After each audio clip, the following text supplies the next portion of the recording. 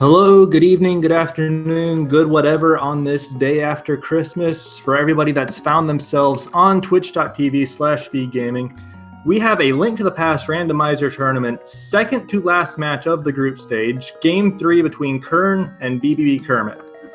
And both of these guys got to this race. This is actually a rematch of their group stage round 1, which Kermit took 2-0. And then coming into this losers round 2, Qirn took game 1, flipped the settings to standard mode, and then Kermit won game 2 to bring us to this do or die game 3. I'm Reg. Joining me onto the mic tonight is Hammer. And Hammer, why don't you tell us about this seed? I mean, I don't want to say too much about this seed right now, because generally seeds that I try to talk about before I do anything with when I'm commentating tend to go terrible, and I would like to prevent our runners from having to deal with that today. But in general, this is another one of those seed sets that has kind of yo-yoed back, so we are just doing regular old open mode, 7 crystals to get into GT, 7 crystals to defeat Ganon. Ganon's tower is going to be a requirement this go around, so no fast Ganon. We don't have any map compass shuffle, and swords are just randomized somewhere around Hyrule. So this is just going to be the regular old set that we are used to seeing more commonly than not here. And as I say that, we are underway. All right. Nothing of value in either of the first 2 chests of the game. Looks like Kern's going to go up, pay a visit to the uncle. So we see a red crystal at Eastern Palace, a red pendant at the desert, and a crystal at Tower of Hera for Light World. Yep. The one potential disadvantage of that pendant over at desert is that that's one less dungeon that could potentially require the boots, which means boots might be in GT. I mean, if they're not, or if they are in GT, they're probably not required, so I'm fine with that.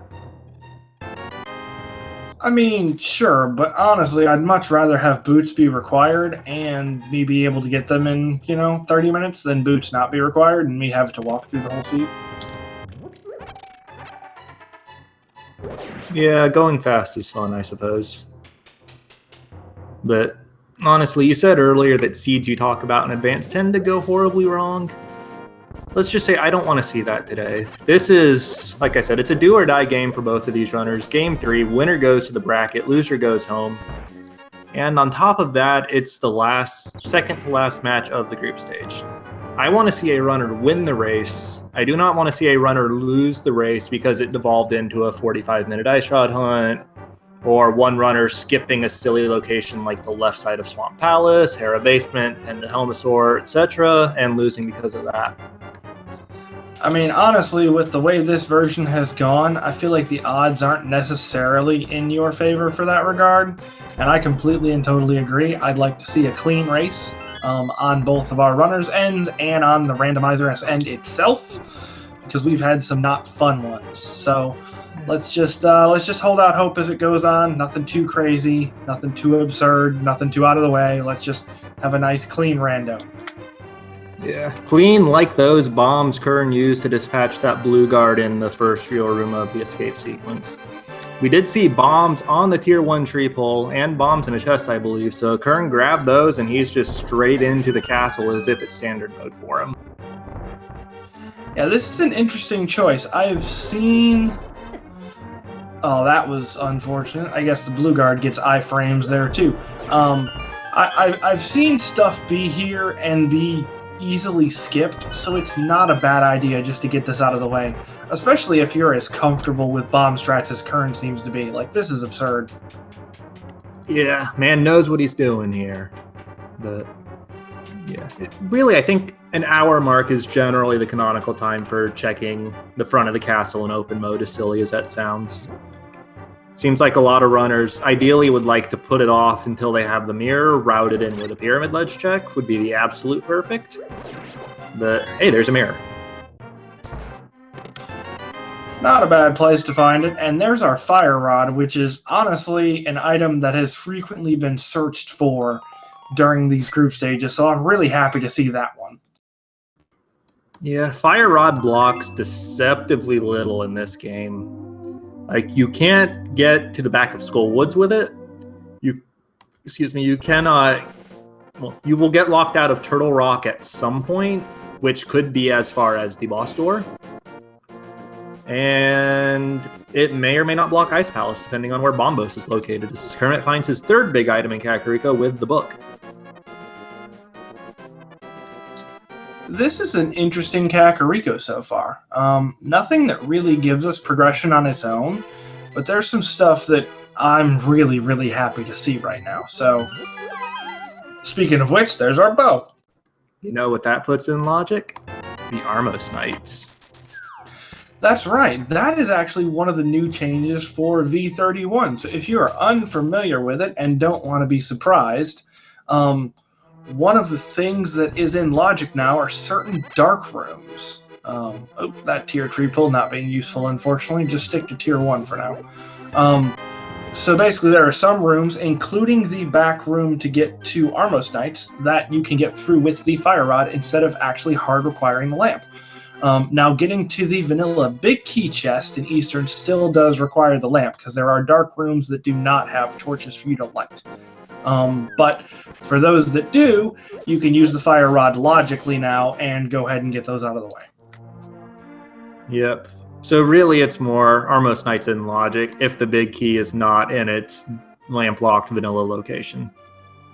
But that's a pretty good "please go to Eastern Palace" sign if I've ever seen one before. Which Kermit is ignoring.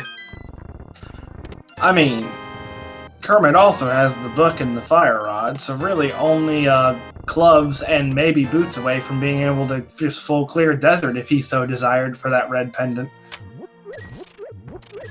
Yeah, but like you said, red pendant, who cares? The pedestal cares. Hey! Nice moon pearl. Well, that puts us on our way to Dark World access. So, that's always nice.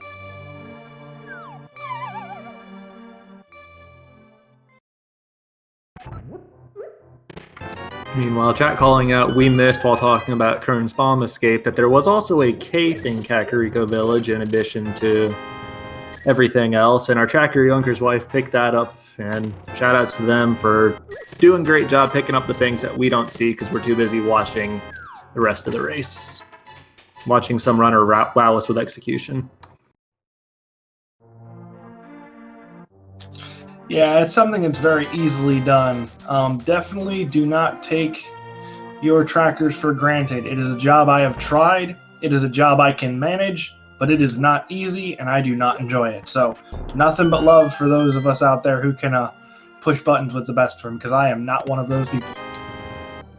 We do see double invincibility item now on Kermit's side with that Cane of Burna in the mini Moldworm Cave.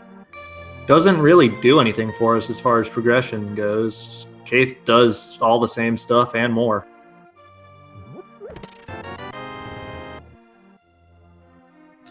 Yeah, but it really drives the point home. The only point it could be is go to Spike Cave.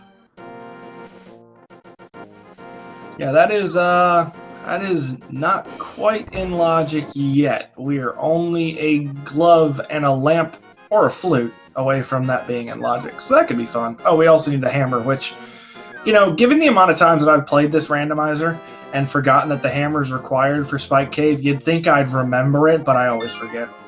Hey, look, it's a mushroom. That's fun. Yeah, I'm kind of hoping to see Kermit go, since he did just save and quit, hoping to see him go immediately turn it in. You can use the whirlpool south of Link's house to fake flipper right over to the witch's hut. Yeah, that is one of the slightly lesser known connections between whirlpools. Really, really cool to see it, honestly.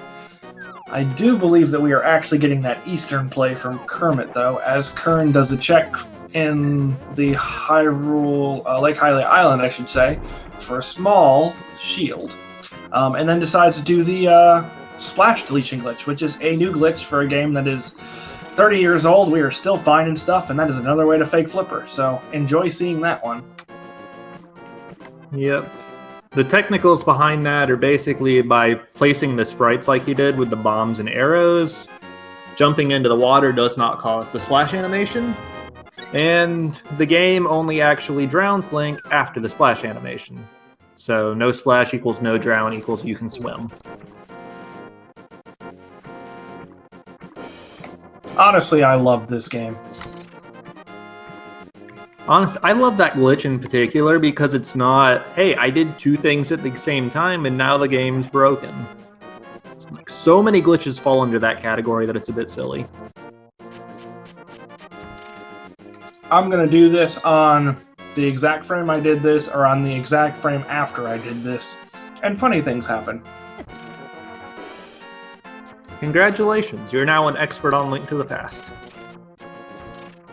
That is basically how it takes. That's at least 80% of the glitches that are out there. There are some like splash deletion and spooky glitch that are a bit different, as we see the other rod over in Eastern. So we will not be searching for those. It'll probably just be a Cane of Samaria hunt at this point. Yeah, at the very least, Cane Hunt means that there will be no fruitless dips of Turtle Rock if that comes to pass.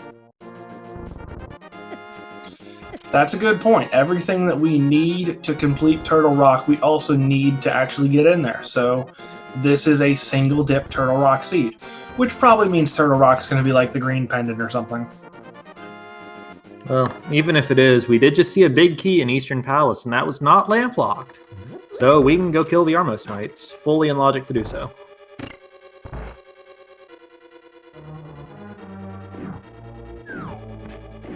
And we do see Qirn is directly following Kermit into the palace. He has done the full escape sequence already, but Kermit has done the South Shore checks. Escape's a little bit slower, which is why Qirn is second to enter the dungeon here. But they've both got a fair few checks that the other doesn't already, and we're only 10 minutes in. Yeah, but on the flip side, it's kind of interesting because both of those set of checks, largely fruitless. You know, neither of our runners has something that the other one doesn't that could be vitally important at this point in time. I mean, there's always that mushroom. That's a fair point. We'll see what that ends up being once it gets turned in.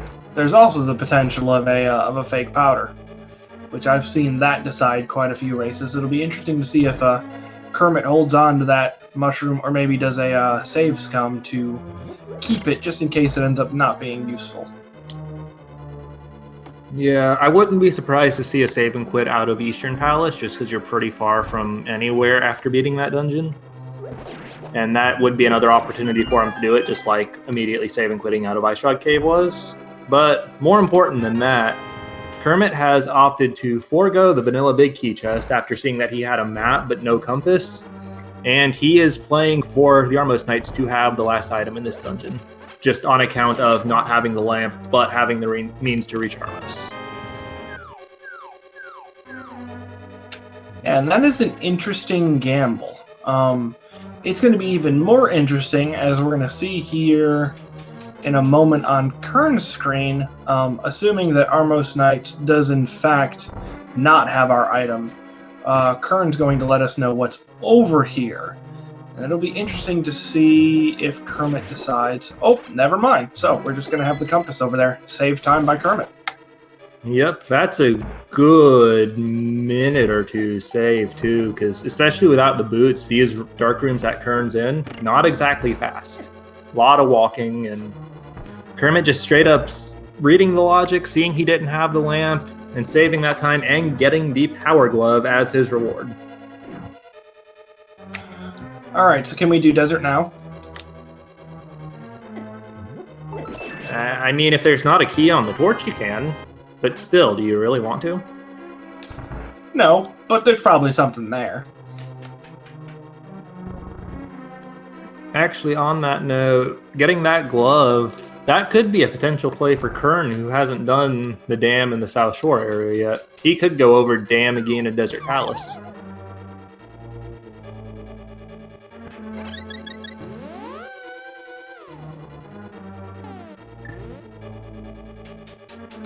Yeah, it'll be interesting to see how all this gets routed out.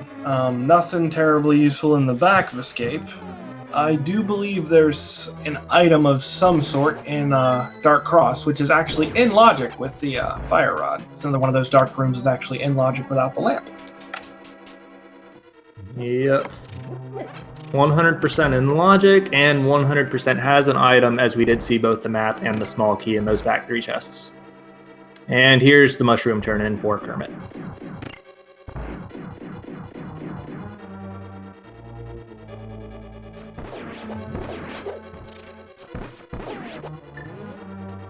Meanwhile, Qirn going to be finishing up for his first crystal in just a moment here. Both of them resorting to bomb strats on the popos in this room, which I guess Kermit had the Cane of Burna, but he had no magic at the time, so he couldn't really use it. Qirn didn't have a better weapon for that unless he was willing to burn arrows, which he clearly wasn't. Bombs just as well. And Kermit saves and quit after turning in that mushroom. He does not have it anymore. Alrighty, so no save scum there. The quarter heart stands.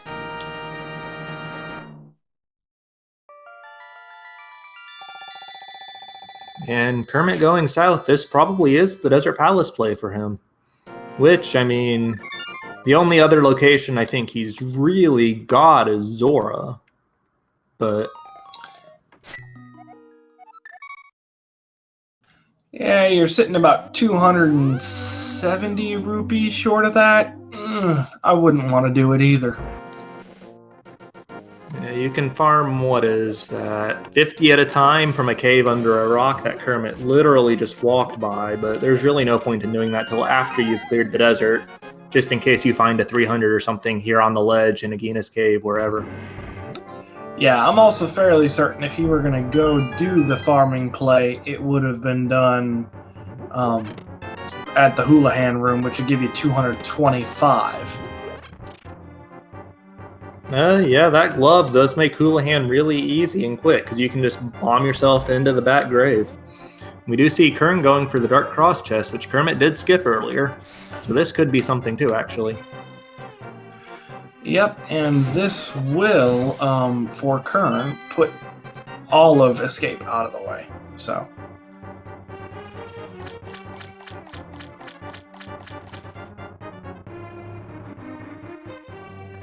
and we're boots locked, with no items to show for it.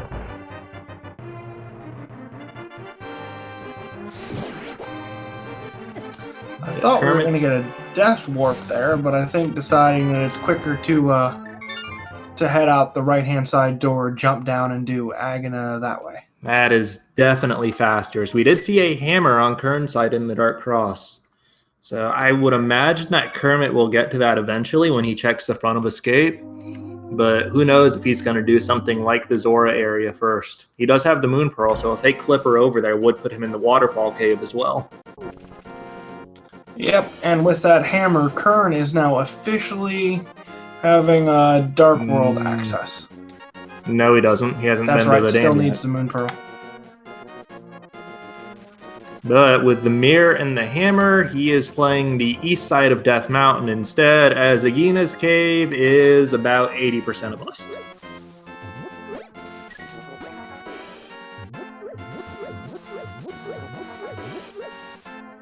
We're getting a lumberjack check from Qirn here before he presumably heads up the mountain. It's nothing, just a red rupee.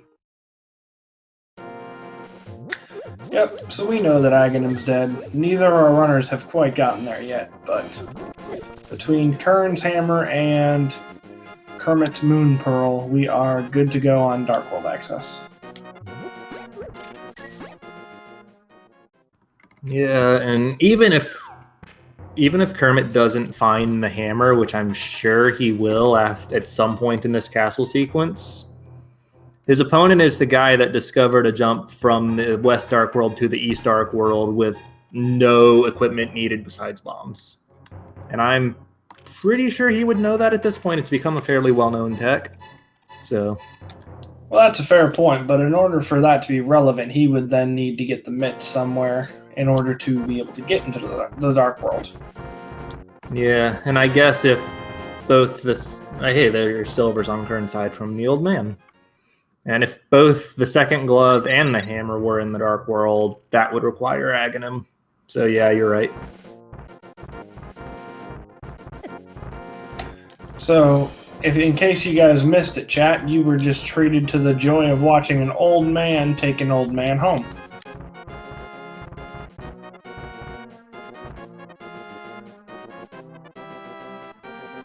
Now we do see Kermit clearing out the front of the castle with a bow here. This should be at least somewhat faster than Qirn's less than perfect bomb escape, as he got hit by iframes a couple times. You see that more often with Mini Moldorm Cave than you do with Castle Guards, but it happens. Yeah, and also with that mirror, he's going to be able to warp back to the beginning.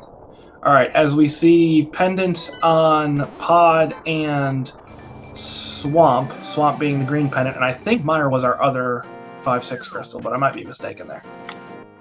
I saw the 5/6 at Meyer as well. And chat's also confirming for us. That pendant Helmasaur is spooky. Been plenty of races this tournament already decided by one runner skipping that and the other runner not, and it having progression. Yeah, especially because it's once we get that Moon Pearl, well, not fully in logic because we would technically need the lamp for things like the Dark Maze. You have the mirror, Kermit. What are you doing? Kermit, you have... It's okay. He'll be back on his feet in a sec. I guess he didn't want to look at the mirror because he's a shy guy.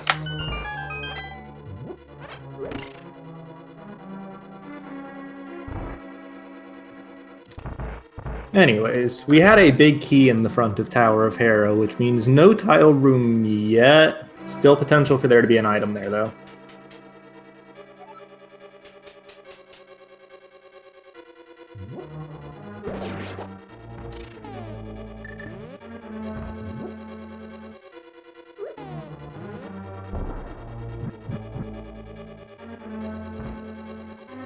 Qirn going for the really fast bomb throw setup for that bomb jump. Not getting it, but able to set it up just fine the second time. Small key and 300 rupees here.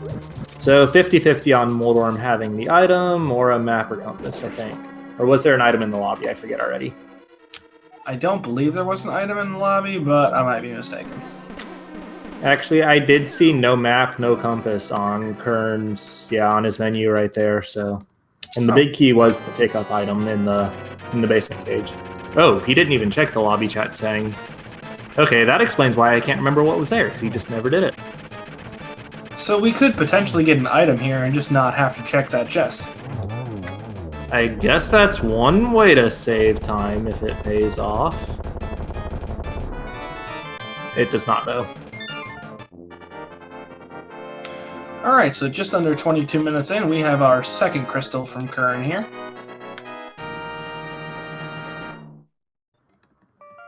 And Kermit, having gotten his hammer out of the Dark Cross, is on his way to the Dark World. It's going to start with the Hype Cave. Alrighty, so would you like to take a gander at our Hype Cave rating?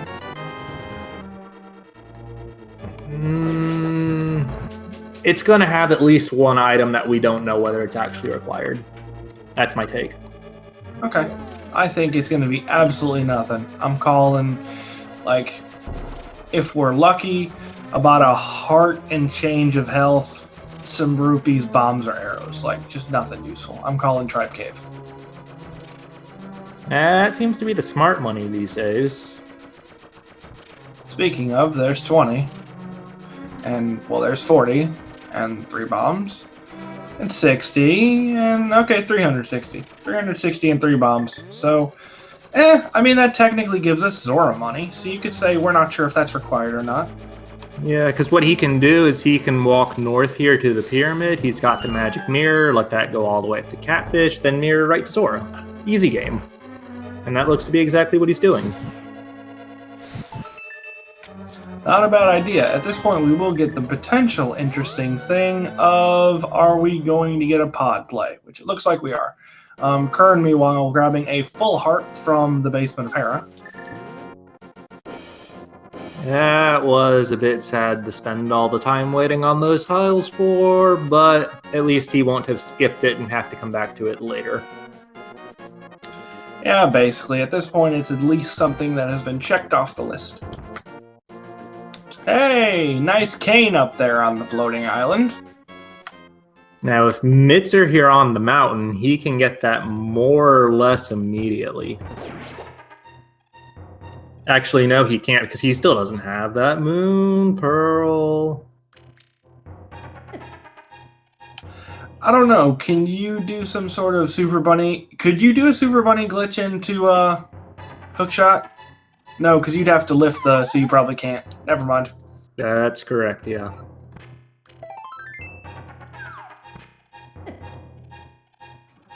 Because even if you super bunnied into Super Bunny Cave, when you came back out into the overworld, you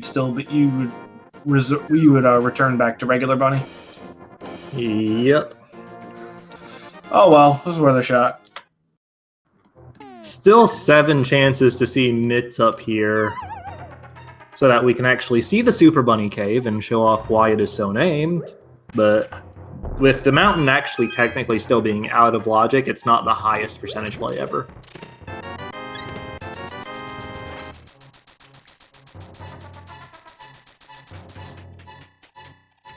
I mean, so far with those bottom 2 checks on its own, it's about as useful as Hype Cave was.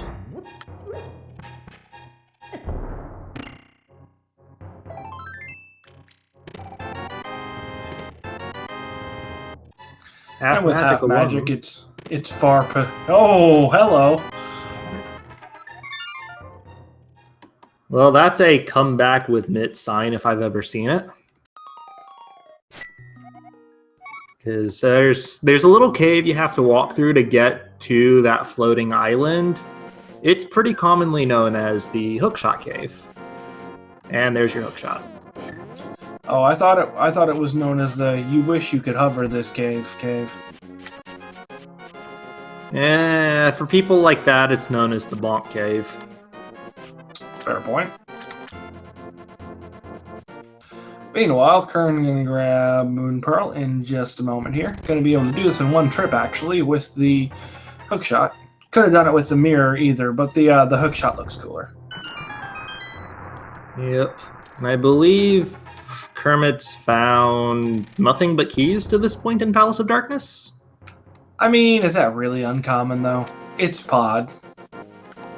Yeah, 4 keys in the front. Oh, he found a lamp. Chat's calling me out on that. I missed him finding the lamp when we were looking at Paradox Cave, I guess. So that's a fully completable, fully in logic pendant Palace of Darkness. And we'll see if he actually does finish it.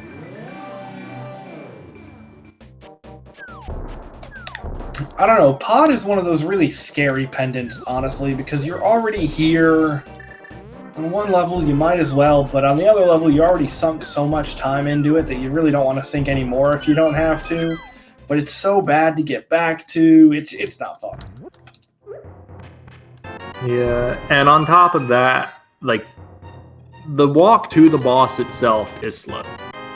One of the slower ones in, well, I say that, but it's really not. But it's still a lot of dark rooms you have to get through. That turtle room is always a pain. Yeah, I mean, and after all the time you've sunk into doing all the rest of these items, it does seem rather extensive to do so, especially because you can very, very cleanly just save and quit and be done with it from this point, and not have to worry about spending 2 minutes on that last item. Yeah, it's basically like Pendant Helmosaur seems to be one of the textbook, if you skip it, it's the progression locations, so. I mean, there's obviously nothing to that besides human pattern recognition that doesn't actually exist, but it still really feels that way, especially as I've been watching this tournament. Well, it feels that way enough for Kermit, because he's heading back there. We do have the map and compass already, so there is something relevant over here. Now we just get to play the game of what's over here. Yep, and is it progression or is it junk? I mean, there's pretty much nothing in between at this point, so... Yeah, the only thing that's in that maybe category is either a medallion or a fetch quest at this point. Everything else is going to be either something that we need or something that we roll our eyes at. Yeah, also, I just want to say chat is talking about the vanilla big key chest, which was visible as a location Kermit skipped. But if you look at Kermit only having one key, and you know that he opened every key door in the dungeon except the key door leading to that vanilla big key chest and the one that he's about to enter in the dark that leads to the boss, we know for certain that that small chest is a key and he did not skip an item there. Yep, knowing key logic is nice. Basically, the gist of it goes, you have to have a key in order to open this. So based upon that, and based upon the fact that a key cannot be on Helmasaur, because then you could potentially lock yourself out of getting to Helmasaur, there's a key sitting in that chest. Yeah. We are getting the fake flipper play here from Qirn, so even though he has Dark World access, not doing much in it other than Hype Cave itself here.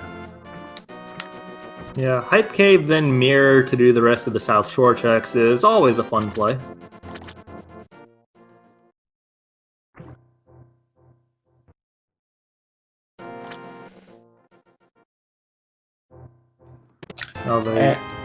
Sorry. No, you're good. Go right ahead, man. I'm going to say chat is calling out additionally that Qirn could have done this play in combination with the Catfish using the Magic Mirror.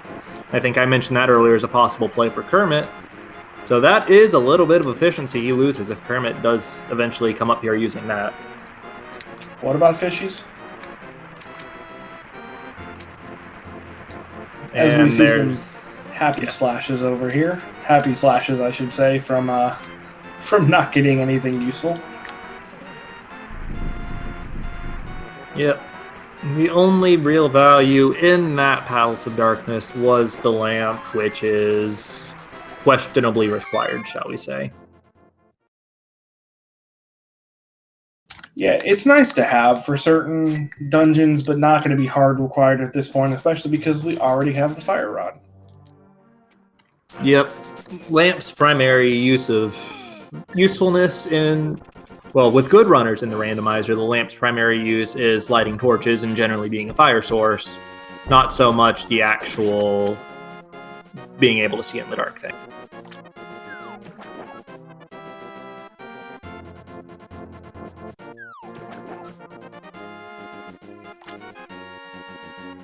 Qirn trying to set up his fake flippers here. He was willing to use a bomb earlier, but decided against using a second one after his first one failed, and takes a bit to set it up and has it now. Meanwhile, Kermit is on his way up the mountain. He will get his silver arrows from the old man here. He will get his crystal out of the Tower of Hera, and he will get his hookshot out of Paradox Cave, but that's about it at this point.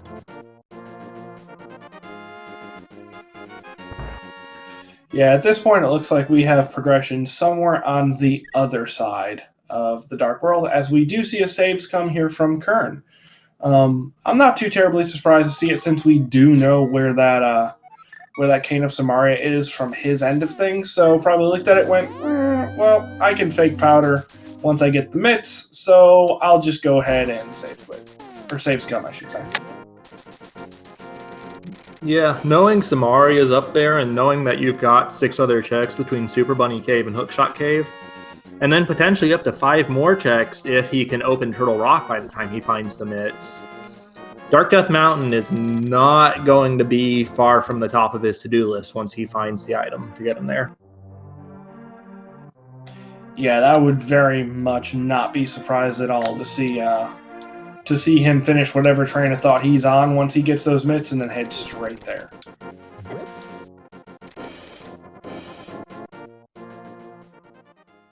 But meanwhile, we can have a a quick and nice advantage here is that outside of needing a sword to actually complete Skull Woods, he is looking at being able to get both of those crystals done once he gets over here in the Dark World as well. We do need a sword to run that curtain through, though, so I wouldn't be surprised to see him do Town of Outcasts first. I hate those stupid rocks. That does remind me, though. I did mention Turtle Rock as a place if you found the medallion. You need a sword to use medallions, so you need a sword to get in Turtle Rock and Misery Mire as well. It's one of the more underrated requirements there. Well, yeah, because usually by the point you can actually get there and you're headed there, you already have a sword in hand. Usually. But so far, we haven't seen one in this seed. That's a fair point, and with Kermit checking a bunch of stuff that we already know what's here, outside of the potential that Kermit could do Spike Cave, where Qirn could not the first time around, we know everything that Kermit's going to get for the next several minutes, so Qirn could get something as we're seeing some new checks here, but Kermit is going to go at least 40 minutes into this seed without a sword. Yep. The only real saving grace there, like you said, would be the Spike Cave for him.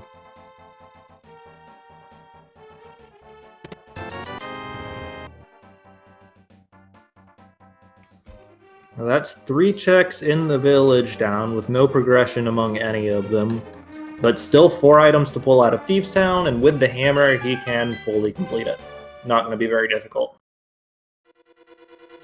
And that is a nice thing about getting glove hammer combination for Dark World access, that you don't have to worry about potentially leaving an item here. Yep, just as a general reminder and public service announcement, if you enter Thieves Town without the hammer, you cannot get the big chest, which has the Titansmiths in the original vanilla game. You risk leaving an item behind in that chest, and I have seen races won and lost because of it. Yeah, this set of group stages honestly has been a wonderful exercise in item locations that you don't want to skip, honestly. As Kermit grabs his second crystal just under 35 minutes in. So we're getting nice crystal clearing here, if not nice movement abilities or swords. Yeah, and then on top of that, Kermit does have the entirety of Palace of Darkness cleared, which is an additional several minutes that Qirn may or may not spend later in the seed. If he does, then really that part all comes out in the wash, and if you do take that time and you hold Qirn for that amount of time just to balance it out, I think these guys are probably pretty even. Yeah, it's kind of difficult to quantify all the stuff that one of them has checked, the other has not, since we do have a lot of differing checks here. But overall, I'd say they're fairly neck and neck in terms of the amount of checks they've done. Yeah, the primary differences at this point are the empty except for lamp Palace of Darkness for Kermit, and Paradox Cave and the Zora area for Qirn, I think. In addition to these Village of Outcast area checks that he is doing now. Be careful, Kermit. Those suckers do 2 hearts. Whew. Okay, snuck by him. We're good. Qirn showing off one of the best usages of the hookshot, in my opinion, because these enemies are terrifying. 2 hearts apiece, take tempered sword damage to kill. If you don't have a hookshot, not fun. Yeah, I think somebody in chat or you can correct me if I'm wrong, but I'm pretty sure that the hookshot literally only does 3 things. It either stuns an enemy, it instantly kills an enemy, or it does literally nothing to the enemy. I don't think there's any other range of outcomes for it. Yeah, and the list of enemies it does nothing to is fairly small, bosses aside. I guess either if we're excluding Argus and the fact that it pulls puffs towards you, then yeah, that's pretty much all it does. I would make that a separate special case, because that's literally what the hookshot is for. That and latching on to faraway thoughts. Hey, Qirn taking advantage there of having a 1 in 4 chance. So another cool thing about the hookshot is that it gives you a 1 in 4 chance of being able to get a double heal off of a heart if you see it on the ground. He did get a double heal off of one of those, which is why he went from 1 heart back to 3 before going to 4 and then 5. Yep. And we did see Kermit save and quit out of Paradox Cave. The only reason for that is because he decided it's faster to walk up the mountain as Qirn finds the progression. Well, no, he does not find the progression. He finds the Death Mountain access, which at this point he's already done that, and Flute does not open the Mire area without mitts. So Flute opens up a grand total of 0 checks for Qirn at this point.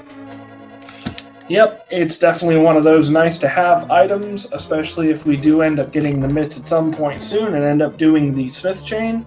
But overall, in and of itself, doesn't help us by itself, as Kermit's going to be taking advantage of half magic here. And Qirn's going to have a blind fight that's not really easy. Hammer blind is not fun. And Kermit finds what is honestly probably actually the progression with those flippers in Spike Cave.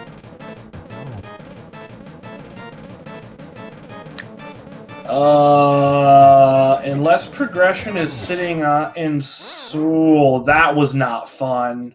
Should have pulled out the Cane of Burna, Qirn. Full magic bar, not using the Cane of Burna.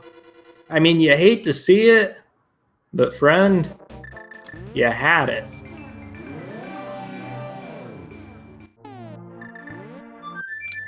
But yeah, as you were... Hold on.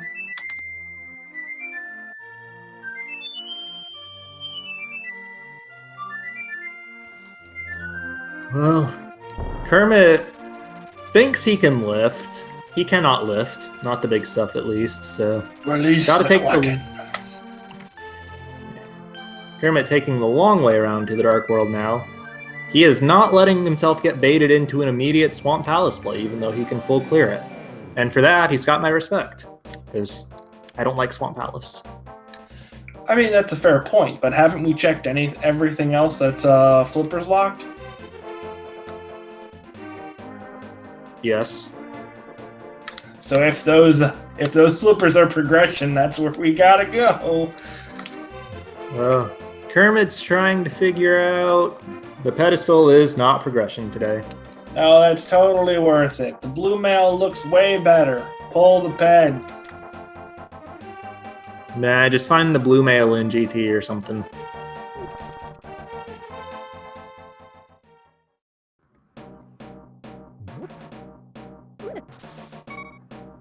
And here is the Skull Woods play for Qirn. You mentioned it earlier. He cannot reach Mothula without a sword, but with the Fire Rod, he can get to every other chest in the dungeon. Yeah, that is a fair point. There's also the potential here that finding a sword would make blind a heck of a lot easier. Yeah, but I've got 2 words to say about that. Blue cane. I really thought you were going to say bomb jump.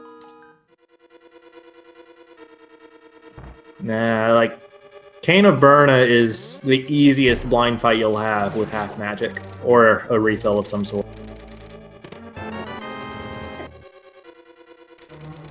Like, the fight does not get easier than that. You literally just stand on top of blind and he dies after a few seconds. Gibdos being one enemy that the hookshot does absolutely nothing to. And hey, there's both items in Skull Woods. Yep, quick death warp out, and we are done here for now. And this is actually a case where not having a sword actually saved these runners time, because if they had a sword, they would have almost certainly done the full back-to-front clear and checked every single chest in the dungeon before they got to those 2. Looks like we are going to get another pedestal check, so Jack can go ahead and be disappointed twice. Qirn decides that he can read the text on the pedestal with the flute. The ocarina works in mysterious ways.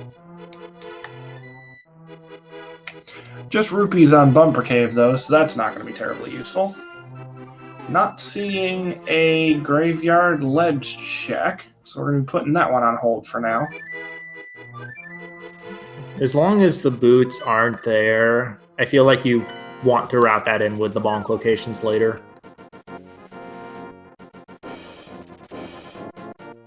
That is fair. We are at the very least going to get an Agana check here. Don't know if Qirn's going to run into Desert and find out for himself that Desert is boots locked. But we'll see in just a moment here.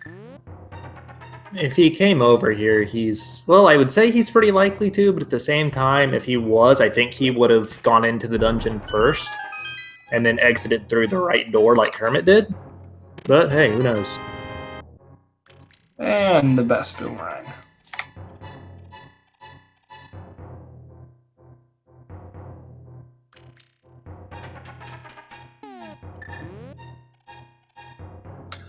And yes, for those of you in chat who have perhaps not attempted to fight blind in interesting fashions, both canes work, any sword will work, hammer works, and I think that's it. That is most assuredly it. Nothing else will hurt blind. And we do see Qirn headed up towards the Palace of Darkness here, so he's going to spend several minutes finding a lamp and nothing else of note.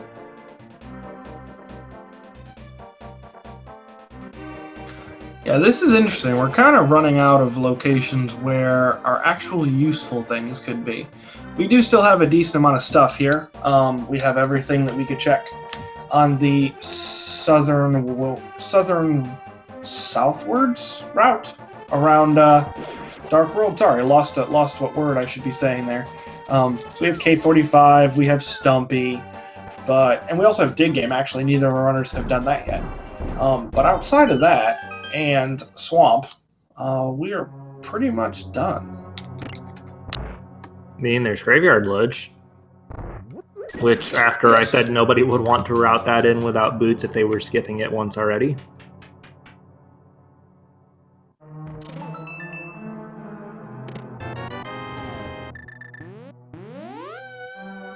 Shoutouts to the Overworld Glitches community in chat, by the way. Love you guys, even though I can't play your game.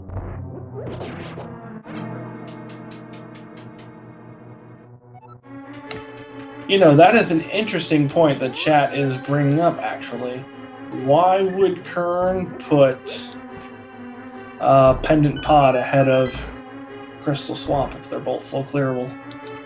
Well, first of all, Swamp is not a crystal, it's green pendant. Second of all, Qirn skipped Spike Cave, so no flippers. You may recall that Qirn did not have a Moon Pearl when he first went up the mountain. That's correct.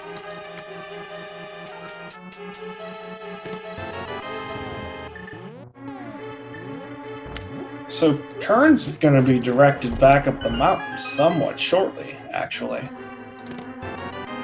Yeah, the rate he's going, unless there's a Titan's Mitt or something in the 3 South Dark World checks that are still outstanding, I think Qirn is last locationing Spike Cave.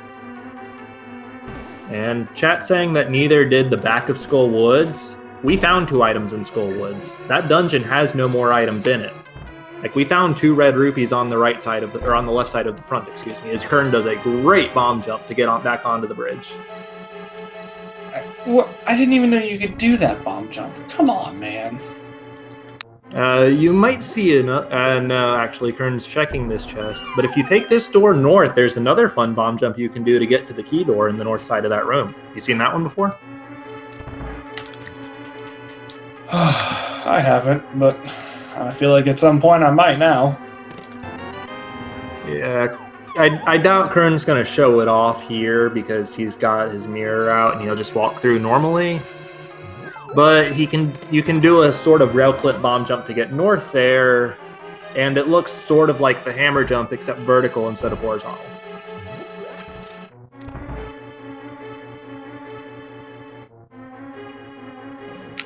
I want to know who came up with the bomb jump. Like, who went, huh, that's interesting. you can propel yourself if you just, decide that you want to be a masochist and hit yourself with an explosion. You can propel yourself in certain directions. I wonder if you could do that over a gap. This is the time where I confess that 6-year-old me literally thought that bomb jumping was the correct way to get to the Moon Pearl chest. Huh. Interesting. As Kermit did. Yeah. Kermit, it's not the cape. Holding onto a wall isn't going to help you there, bud. But he does show off with the Cane of Berna, with half magic. You don't even have to turn the cane off to kill blind. You just do it. You just keep standing on top of him, and he dies. It's a great fight. I love it.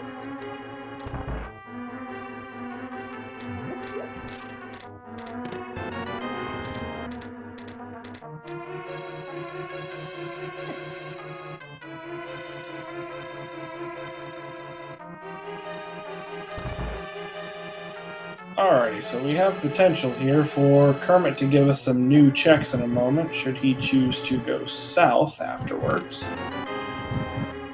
I mean, his only other real option is to walk all the way back up to the graveyard ledge, and I somehow doubt that's going to be the case. And at this point, Qirn is also going to have a decision here. Do you go take out Helmasaur for the one item? Well, he would mirror there either way, but it looks like yes, he is. We haven't seen Pyramid Ledge or Catfish either, have we? Oh, no, you're correct. Both of those locations are reachable, and we have not seen either one. Also, chat's saying that Kermit is skipping the dig game. I have a feeling it's more he's hoping to find Mitts one of these two checks, and he would circle back if he does. But he doesn't, so we'll see if he goes back for it or if he really is committing to the skip. Well, at this point, you don't really have anywhere else to go unless he's going into Swamp. I don't think there's anything else over here. Yeah, he's committing to the skip, and chat's saying that it's a thing he does, so... Cool. That's a thing he does. And it looks like we are not going to get a Bombos tablet check, at least not just yet. Going to head into Swamp first. Honestly, if you're going to check it before, if you're going to check it after Swamp either way, there's really no point in taking the extra time to check it before, just on the off chance you find two swords in Swamp.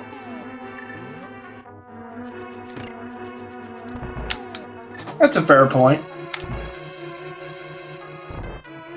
I'm so accustomed to the tablets being useless that that having knowledge of what it is as good as checking it in my eyes. I mean, it is if you're not about to go clear a 6-item dungeon.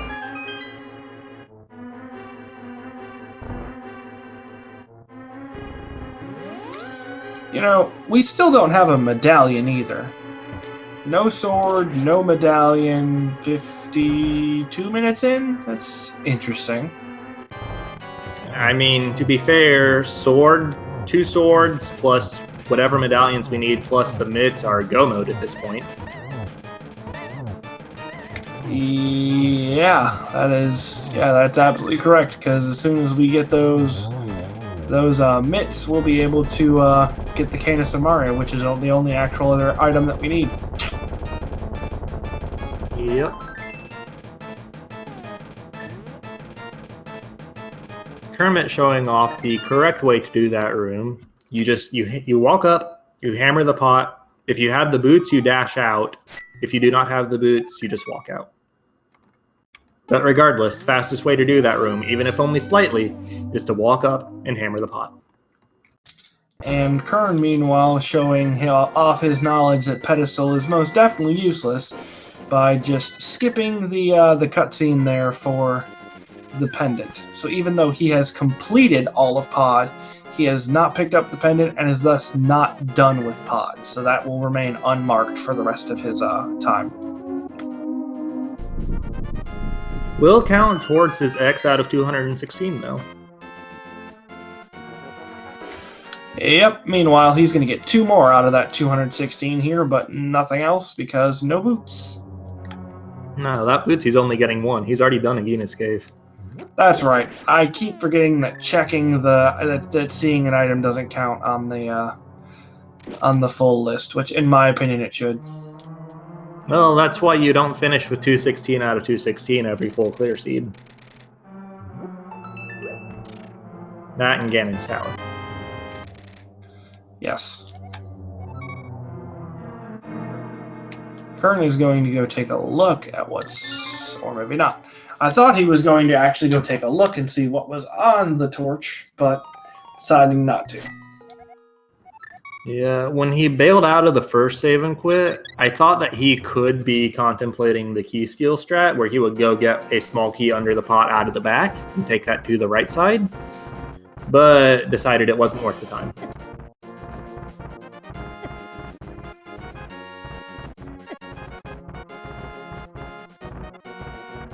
And we are seeing one of the worst locations in the game from Kermit here. The very much beloved left side of Swamp Palace. So beloved that no runner goes there unless they absolutely have to. It's not that bad. It's slow. Catfish is way worse than left side swamp.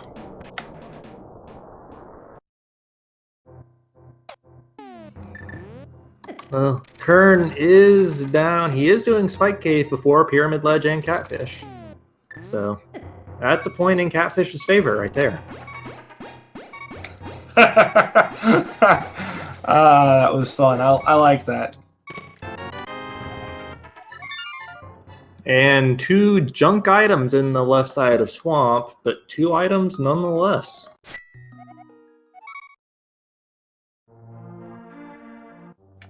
So at this point, we haven't seen anything out of back of Swamp. Out of Swamp so far, I should say. So we're still needing something here. I mean, this could all be one of the biggest baits I've seen in a while, and just the mitts are sitting right there on the pyramid ledge for somebody to claim. Yeah, especially because it looks like Qirn is headed that way too. So yeah, could be a huge bait.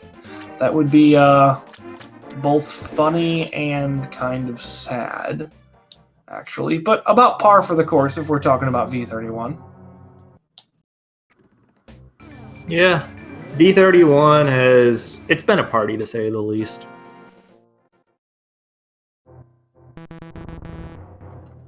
Also, yeah, since chat's bringing it up, this is a good time to remind everybody that Swordless is not a mode in this tournament. You see no swords lit up on the tracker, and that is accurate even though we're almost an hour in. But Swordless is not a mode in this tournament. There are, in fact, swords somewhere in this seed.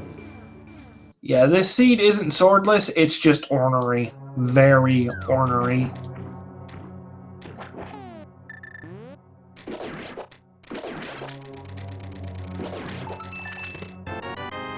Is that the progression? Is that fetch quest it? I mean, at this point, you've got about a 1 in 3 chance, right? So Kermit still hasn't done any of the Flipper's locations. So that is another chunk of time here that may or may not be spent on Kermit's side, as Qirn has done all of them. Did Kermit not do Hobo earlier? Was that Qirn that did the slash delete jump over to it? Yes, I believe so. I don't even think Kermit checked Lake Hylia Island, if I'm being honest. Well, that was just a shield, so who cares? But basically, I was trying to weigh the odds of whether Kermit would just do Zoro with Catfish and thus route in the pyramid alongside it for the last remaining checks we haven't seen, or if there were any odds he would do that with the Hobo and just use the portal. But actually, he can route Hobo in with that, because with the mirror, there's a spot you can jump down from the Dark World, just between the pyramid and pod. There's a shallow water spot where you can Hobo, or where you can mirror, and that puts you right next to Hobo. That's one way to do it. I was also thinking of the potential of him just going to Catfish as it is, and then mirroring over, and just taking the portal to Hobo, and then taking the portal back. Honestly, that could also be a thing. I do think we'll see the portal taken after the catfish play, as Swamp Palace is, in fact, empty aside from that green pendant. But I think we'll see the portal play, but I think it'll be for Ice Palace more than for getting anywhere else. Well, I mean, we need the mitts to get to Ice Palace, so... And I am projecting the mitts as the next progression, because what else would it be? That is a fair point.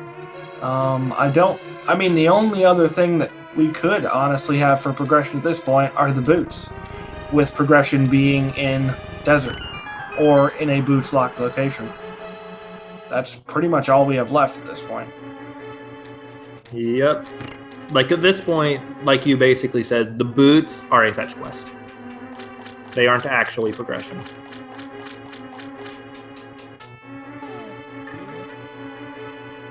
And chat's bringing up Ped again. Ped has been checked. It is just armor. And I think Kermit left the mirror portal on top of that island there, so that has effectively put Catfish out of the way again, because you're not going to be able to hop back into that to get back into the Dark World easily.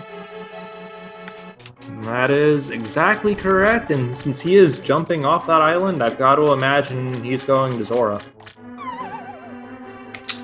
Yep, so our runners are just going to be chasing each other's steps here for a minute. While they're doing so, give you a quick reminder, give these runners a follow. It is not easy to put your play in front of a bunch of people, especially in a 1v1 circumstance where the winner gets to keep playing and the loser gets to, I don't want to say go home since they're probably already both home, but gets to be upgraded to a spectator for this tournament. So definitely give them a follow. They are doing a great job here, and this seed is just being not friendly. An hour in, still no sword? Come on, man. Yeah, an hour in, no sword, and both runners frankly on the verge of last locationing the Titan's mitts. You hate to see it all the way around.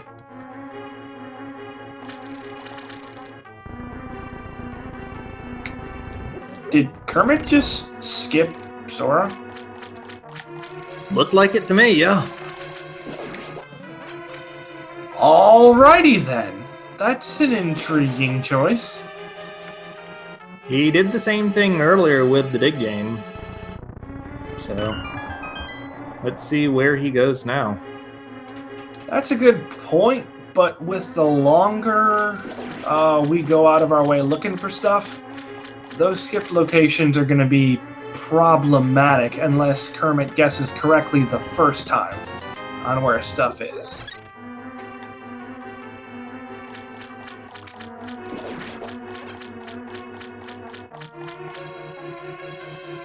And chat, go ahead and grab your cheese and quackers, because it is time to unstuck the duck. Powder! I've got to imagine that powder turn-in is going to be the next play for Kermit, and then probably committing to the skips he did with Pyramid and Catfish.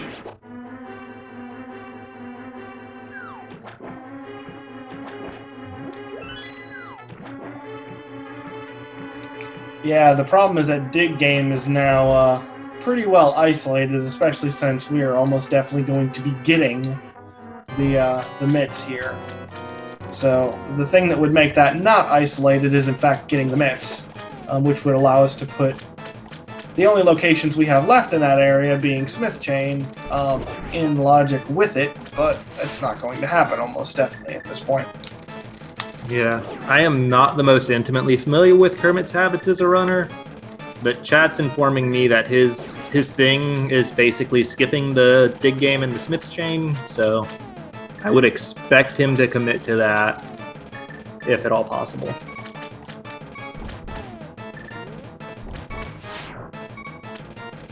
Alright, so keep in mind, Argus does 2 hearts of damage. We're going to want to be careful through the rest of this menu fight. Qirn does not want to die to a boss again.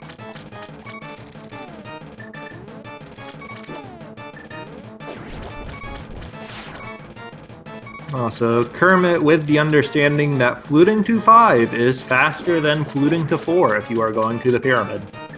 Keep that in mind, everybody that plays like fast Ganon or just needs to do the pyramid ledge checks quickly. I'll keep that in mind. I didn't know that. Alright, good. Argus does go down. Whew. In addition to it being faster, it lets him route in this green pendant turn in right here. Yep, which is another potential part of progression, but no, just 3 bombs. He should have given 1 back. Why give 1 back? You can drop 2 at a time. Because then you're still keeping the majority of them and just shorting him the 3rd.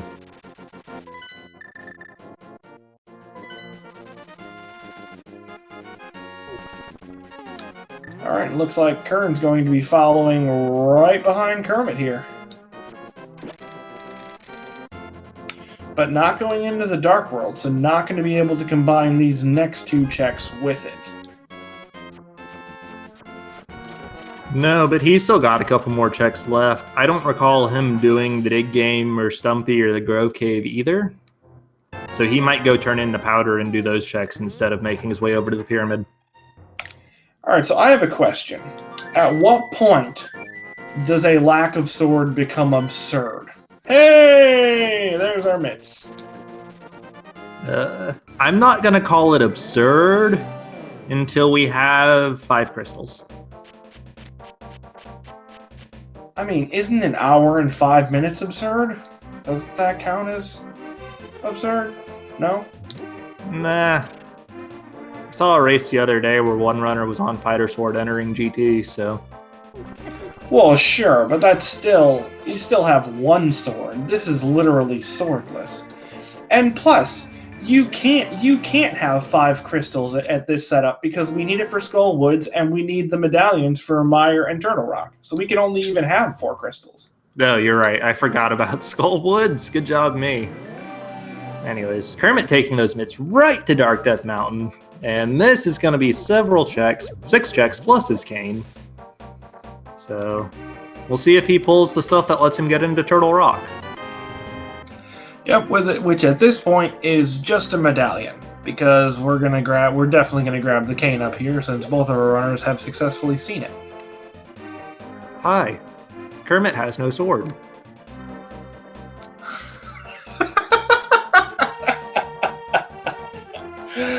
Oh man, I'm blaming this seed. You know, I'm not gonna say that I'm tired or that I've had a long day. I'm just flat out blaming this seed. I'm stupid. It's the seed's fault. I mean, I just made the same mistake, so that's sort of how it goes. It's sorta how it goes. Yes, it is. Unfortunately, I can't blame my sense of humor on the seed. That's just, I don't know, genetics maybe?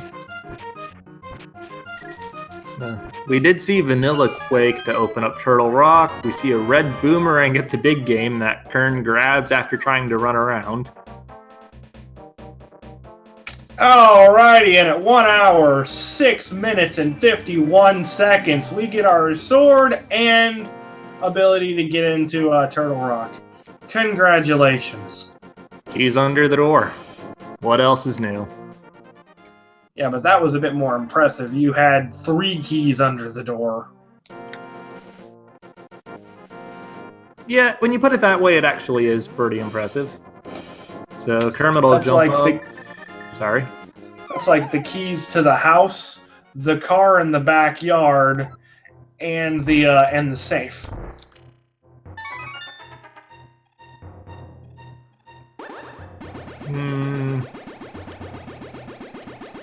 Yeah, I'll just listen to chat on this one. Hookshot Cave gets a Turtle Rock out of 10. Yeah, that's pretty accurate, honestly.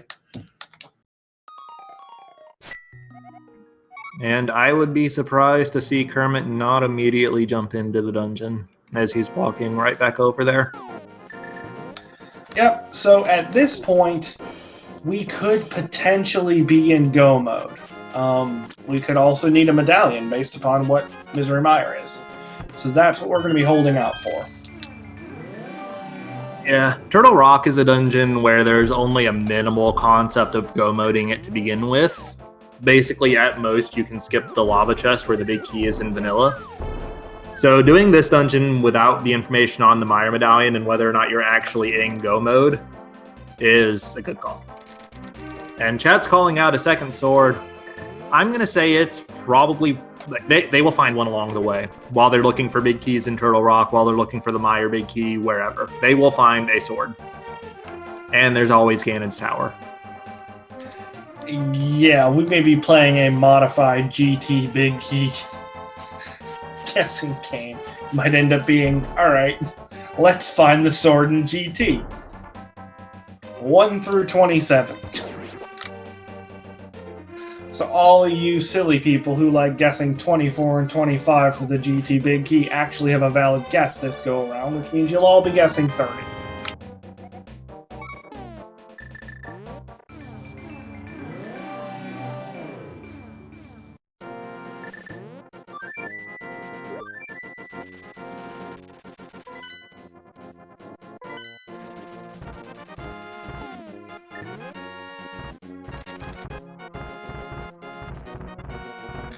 Alright, and once again, Qirn is right on Kermit's heels here. Just gonna have to dodge some cabbages. Ooh, that was a nice set of iframes right there. Woo-hoo-hoo. Yeah, having the hook shot gives you iframes as long as it's extended, so dodging things tends to be pretty easy. Yeah, you also do get some iframes from jumping down a ledge, which is what saved him from that first cabbage there.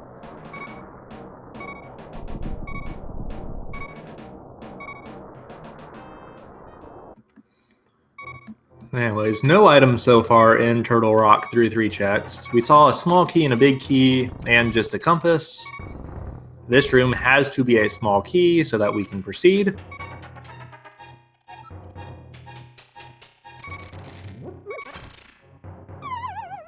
And yes, I was going to say for chat, Qirn died to blind with the Cane of Burna in his inventory and a full half magic bar. It was quite sad, I'm afraid. Yeah, it's a thing. You think you can do it until you take a laser to the face, and you're like, oh, maybe I should have played it safe. Meanwhile, Qirn is about 3 chests away from getting his... Oh, you're going to check the medallion first. That makes sense. Yeah, Qirn's about 3 or 4 checks away from getting his full Turtle Rock care package. And then, again, wouldn't be surprised to see him right into the dungeon immediately afterwards as we get... Is there a proper name for that, or can I just call it 2D Shy Guy? That's what I would call it. That by no means makes it correct, but that's what I know it as. Is it like a Paper Shy Guy? Was that a Paper Mario reference? I don't know. I couldn't tell you. If I recall correctly, it was the Super Mario Bros. 2 US Shy Guy. Gotcha. And chat is agreeing with me.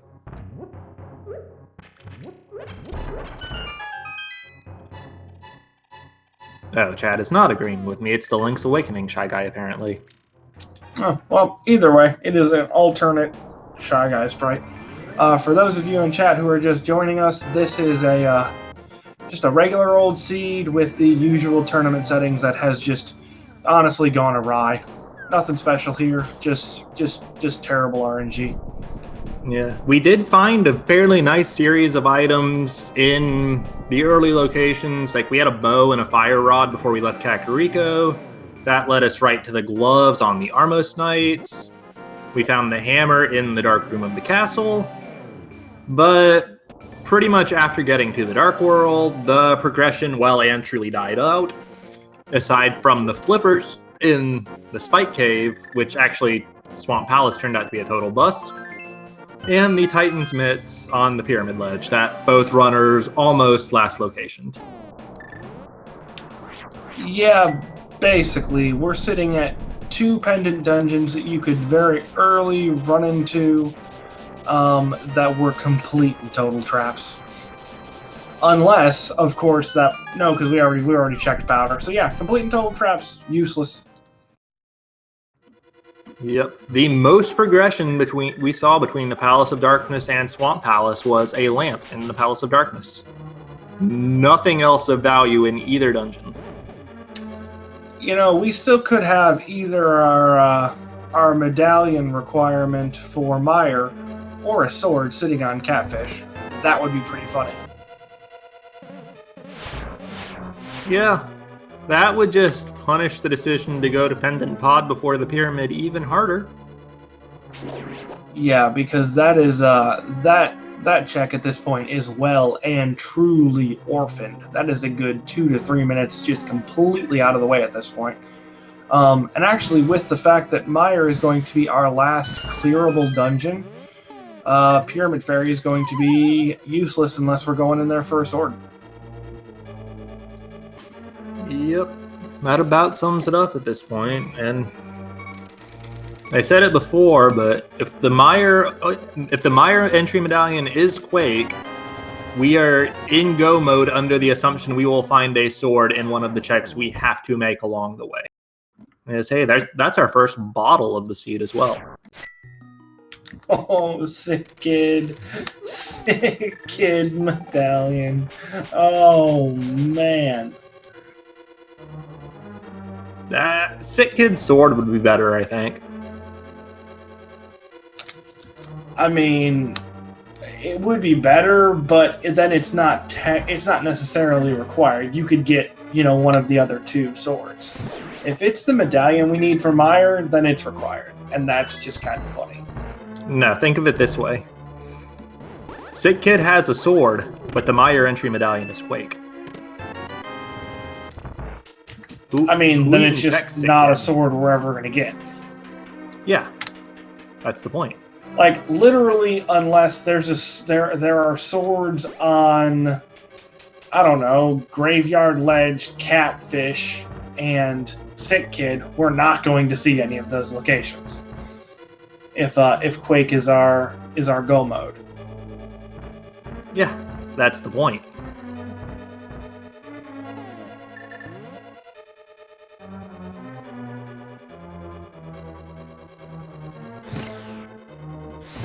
Hammer Trinex. It's a fairly fun fight in my experience, but it is tricky because you can't hammer while things are exploding, or you can't menu while things are exploding. So if you're too slow, you can get stuck on a rod while a head explodes, which means you can't be doing damage. And you've got to be fairly precise with everything. So being able to do this fight well is a good sign of skill. Yeah, this is a fight you really only see in unfriendly randomizers and low percent, which isn't run all that much.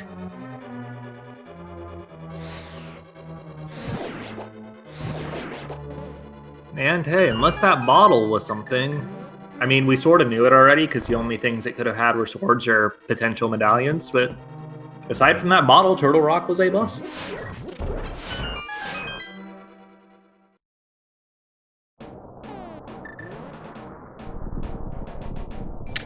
Honestly, it wouldn't surprise me to see Kermit go straight over to Meyer at this point, just for the knowledge of, am I in go mode? Other than that sword. Yeah. That is, well, Sick Kid's a quick check. Makes sense. Because he does know that regardless of the Meyer medallion, he will need a sword. But that wasn't one. So is it too early to call God GT with, I don't know, all three swords behind Ice Armos? I mean, it's never too early for wishful thinking.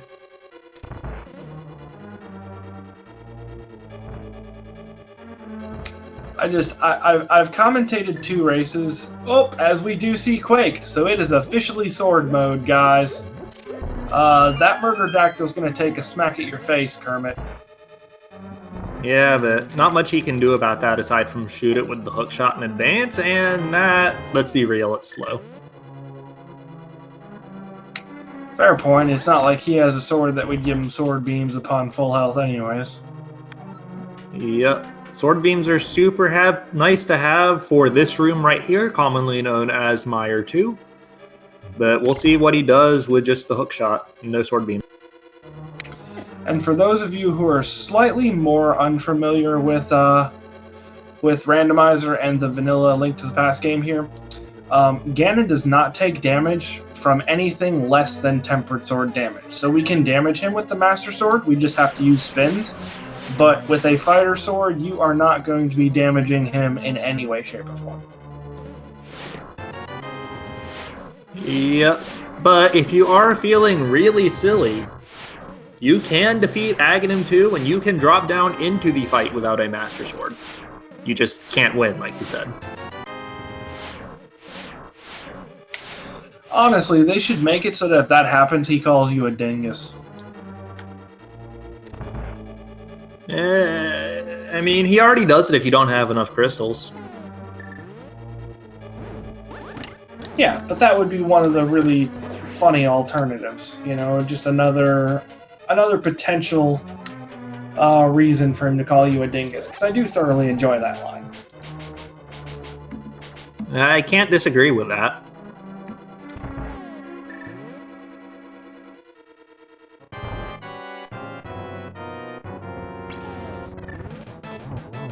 Also, chat's making a fairly good point here, actually, by saying that this seed is okay, these runners just routed, to use chat's words, dumb. And, frankly, given that it's not an uncommon play to check the Pyramid Ledge before going to Palace of Darkness, especially when Pod is a pendant, yeah, Kermit could easily be 20 or so minutes ahead of where he is now, as could Qirn if they just made that one check, and they would have never been baited into Palace of Darkness or Swamp Palace. At some point I agree with you, but then on the flip side, if you have a situation where mitts are essentially your go mode, that also saves you from having to do a lot of checks that you could have otherwise been dragged into. So it's also helped them in some regard. I actually, with the way this played out, I do not agree with that. Because what was the last progression they got before the mitts? It was the flippers, which actually turned out to be itself the wild goose chase in this seed. Before that, the last progression they got was the flute in Thieves Town. So they knew where the cane was, and Quake and the sword were right in the same location. So having mitts would not have baited them into any additional checks this seed. I mean, mitts could have... Actually, I disagree. Mitts could have drawn them into... mitts and flippers could have drawn them into Ice Palace. Now, we don't know if there's something useful in Ice Palace, like, I don't know, a sword. But that is definitely another useless thing that they are now going to be able to go mode outside of looking for a sword. Well, which hopefully they won't have to do, because hopefully they'll do one here in Mire, but I'm not holding my breath. Well, no, my point was...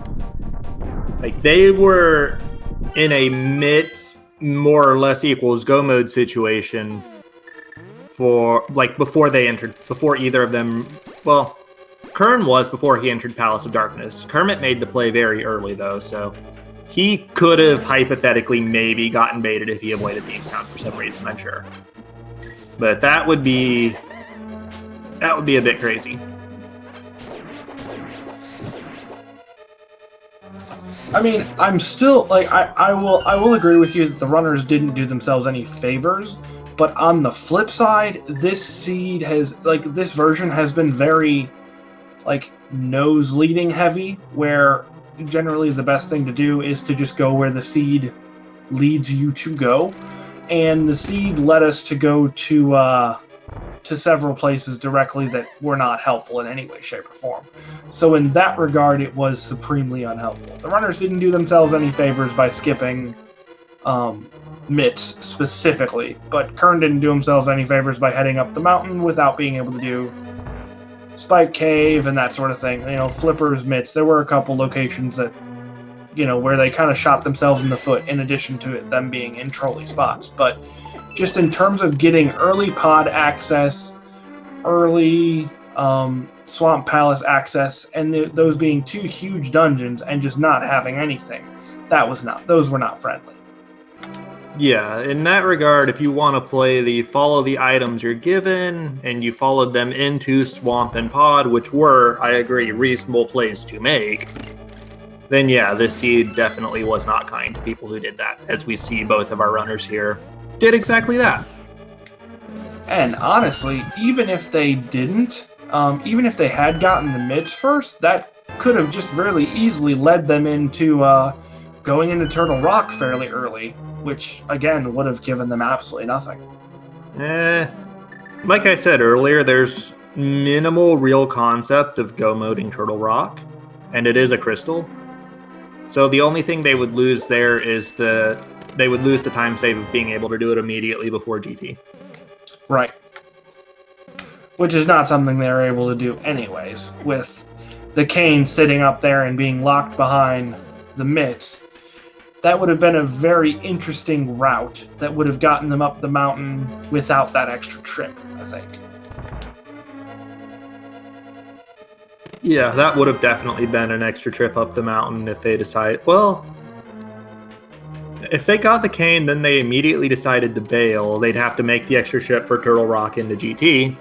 But the way they actually do it, they still had to make that same trip for GT. So bailing on that after getting cane, not going into Turtle Rock, would basically just be a gamble that Turtle Rock does not have any progression. There is no progression to be found. Right.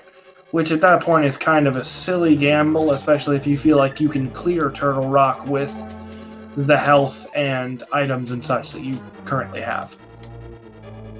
Like, that would be the only reason to not make that play, is if you were sitting there going, I don't like doing Hammer Trinex, for instance.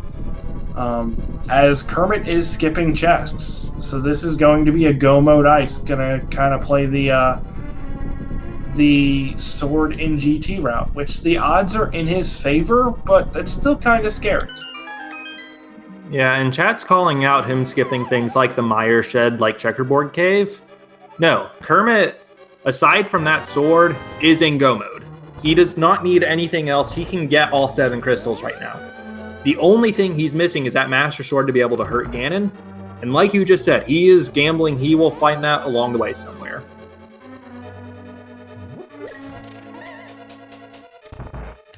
It will be interesting to see if Qirn does the same thing, because that could lead to a situation where the GT Big Key is found before any of those swords, and then Kermit has a decision to make.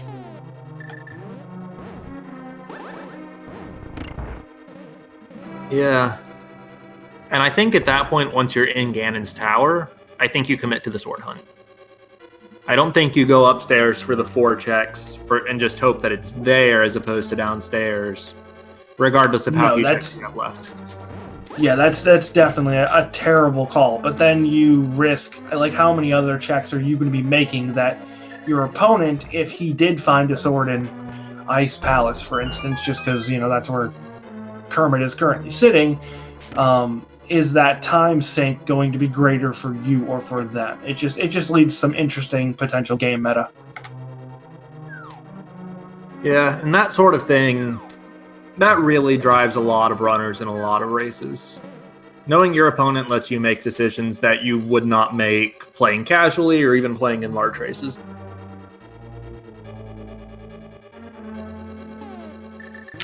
Alright, so we are going to see yet another reason why the silvers are locked behind Vitreous. Observe.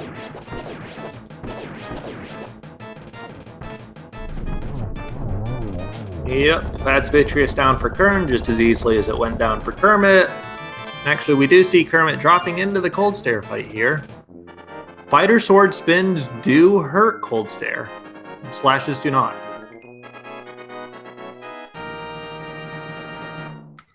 Honestly, I feel like we'll see the hammer play before we see the Fighter Sword spins.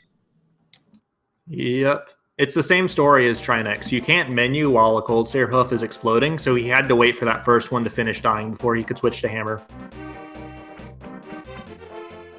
Yep, and we are going to get a Mire area check here, which I don't believe Kermit did.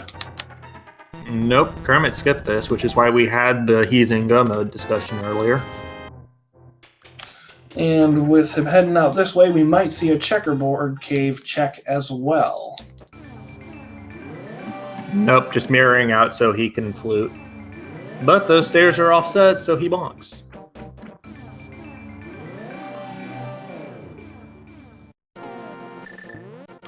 Alright, with that said, we are one crystal away, and we know there's going to be absolutely nothing in Skull Wood since we got both the items required out of there. So we are going to be sitting at Master Sword GT entry. Oh, brace yourself, guys. This could get ugly. There are still a decent amount of checks that in the overworld that have not been done by either of our runners. So we have, I mean, honestly, there's potential that there's a sword sitting here, that there's not a sword sitting in Ganon's Tower. It's not likely, but it's very much possible. Let's see. Vanilla Swordsmith, sword at the hammer peg, sword in the purple chest. Boom, no sword in GT. I mean, we also do have the boots locations we haven't looked at. We have Graveyard Ledge we haven't done. We have Bombo's Tablet that neither of our runners ever checked. Bombo's Tablet's not a consideration here because you have to have two swords to pull it. Well, I mean, that's a fair point, but you could also still have one of the three swords sitting there. It would just have to be the third or fourth sword that you got. Yeah, but since we only need two to beat the game, we're not even going to care about that. Fair point.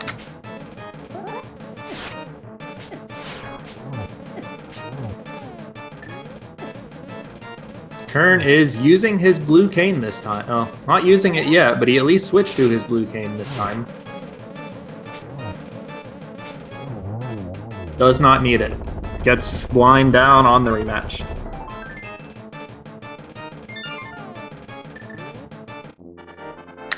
You know, at this point, with both runners having cleared pod and swamp, although the pod clear isn't on Qirn's side, essentially full cleared everything, just didn't go through the actual medallion or the pendant fanfare.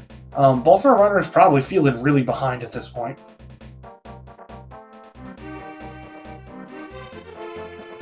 Yeah, I would be surprised if either runner felt like they were in good shape before they hit or saw .done in this seed. But Kermit's a couple hits away, maybe just one from having 7 crystals. Yep, good call there. One hit away. Meanwhile, that's going to be their 7th. Just going to get a map there since we couldn't get anything useful. Already got both items out of Skull Woods. Qirn is headed that way, and it's still going to need to do Ice Palace, which may or may not be a go mode Ice Palace for him, depending on how he's feeling. Considering he checked chests in the Mire area, I would expect him to check the easy chests like the Pengator chest, the Freezor chest, and so on that Kermit skipped. But I would not expect to see him go out of his way to the right side or to the Ice Tea Room. Fair point. That being said, get your guesses in chat for the GT Big Key 1 through 22. We might do a sword one as well. We'll see how quickly that GT Big Key comes up. Reg, what is your guess? I mean, the guess is normally 10 from me. The only place I don't want to see it is the torch. Anywhere else, I'm fine. I was literally going to say I wanted to see it on the torch. So I'm going to go ahead and say 3 because it's just one of those seeds.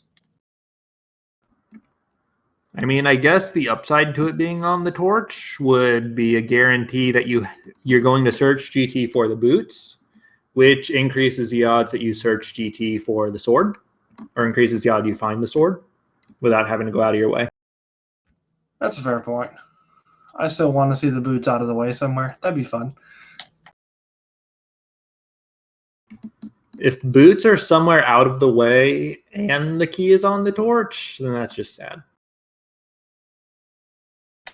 I mean, we might as well have it just go, full insanity. Alrighty, so we are about into GT at this point. at about an hour and 33 minutes and change, which isn't terrible. Definitely not a friendly time, but not a full-on awful time. It's all going to depend on how quickly we can find that big key and a sword. Yeah, if we find the key and the sword both here in Ganon's Tower and relatively quickly, we should easily cut the 2-hour mark here. May even cut 150 still, if we don't have to go hunting. Yeah, that's a good point. And that's honestly one thing that I haven't seen yet this tournament that I do want to see. I want to see a winning time over 2 hours. I've calmed 2 races that have been close. I don't think this is going to be the race that does it, but it has potential depending on where those swords are.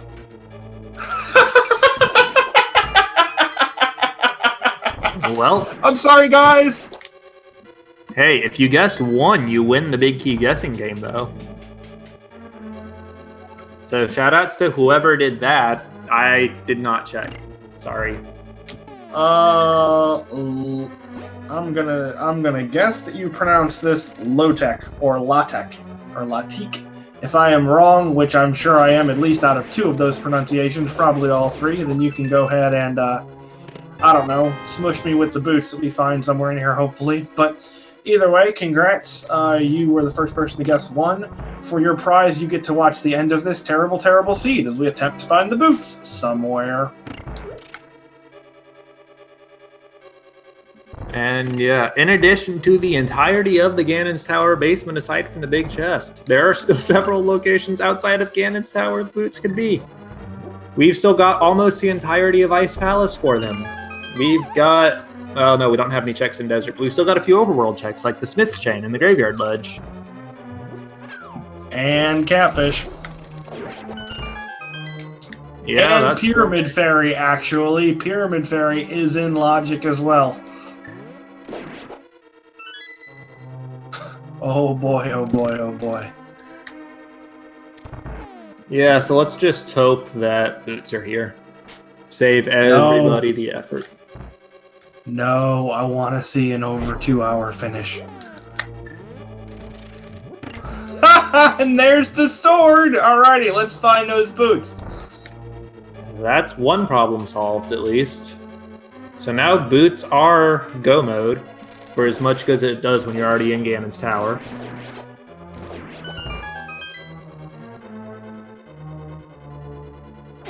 Oh man, this is this is a sucker punch seed right here. This is a so you thought this was going to be unfriendly. Yeah, that's fine, but I've got one more trick for you. Yeah, hold on. Here it is. Good luck. You need those boots somewhere. Oh, Graveyard Ledge boots would be terrible too. Purple chest boots would be really bad. Hey, it's Ether. That's a complete medallion collection. Oh my goodness, we could have Bombo's tablet boots. Oh, there are so many checks that just haven't been done by either of our runners. This could get bad. So here's the question.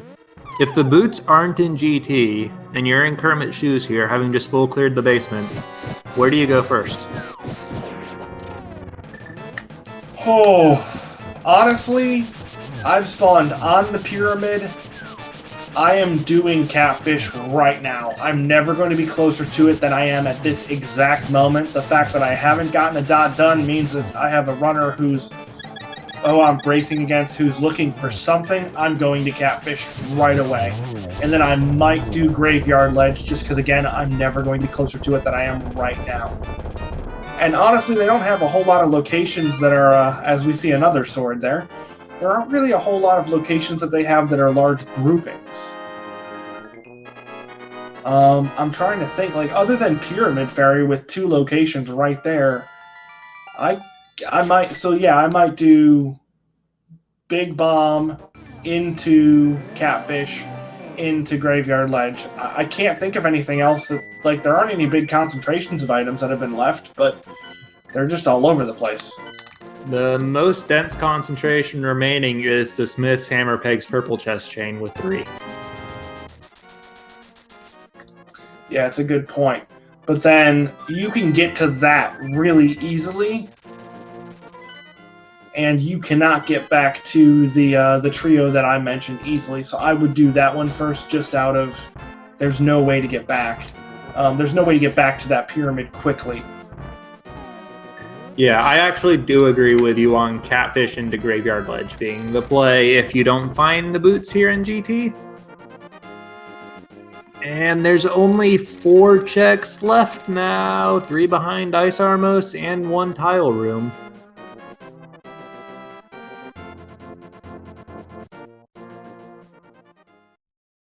Oh man, I hadn't even considered that. They can't complete this without the big key. They can't. The boots can't even be up top. Oh man, this could be awful. Map and compass. Kermit almost skipping tile room. Is skipping tile room. Oh baby, there's the play. Yeah, the Hera staircase isn't that big, bud. Yep. So now we do have potential. If Qirn goes in, sees the key and bails, we've got a race on our hands. Although Qirn would have to go into the basement for at least one of those swords, because where else? So I would say almost no chance Qirn actually bails here, which means Kermit's got significant advantage at this point. But it's still not over yet. Most definitely. All right, so Qirn heading in. Oh man, gonna find the swords here, which will be nice, but going to find that you need the boots. And outside of, well, you know, there's a chance that tile room could be a small key. I didn't look at Kermit's key count, and I really don't know. I don't know Ganon's Tower small key logic at all, so I can't speak for that. Yeah, I do not remember offhand either. So this is interesting. We're getting a Bombos tablet check. I think he wants to do this and then do the super bomb, and then he'll go up to Catfish from there. That makes sense. So if we want... Well, Kermit still also has Digging Game as well, so that actually makes 4 checks, as Qirn sees the big key sitting there and just keeps right on walking. I don't expect him to go back to Digging Game here. I would expect him to hold off until he does that with the Smith Chain, whenever that is. And as we discussed earlier, Kermit's thing appears to be that I'm a liar.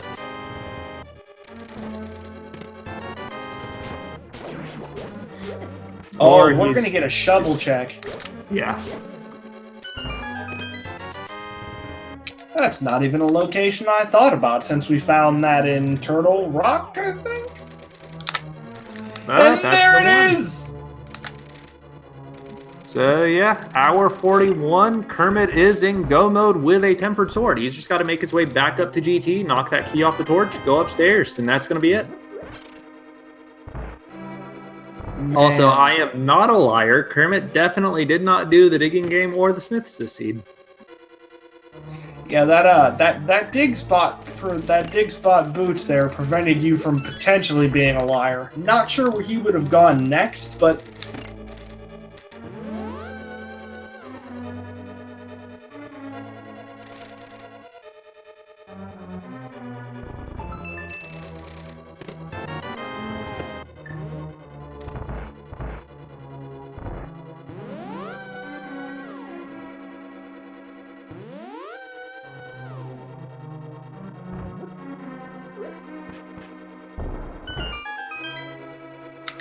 Alright, so at this point we are going to get a sort of terrible high five, where Kermit is going to be jumping in here again, as Qirn is still looking for the boots that he's not going to find, having just found that Master Sword. So, yeah, this game most definitely not being kind.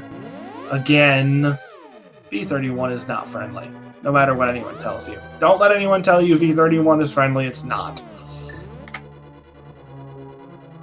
No, the most you can get out of it is that sometimes it will be more friendly than it usually is, which still, it's all relative.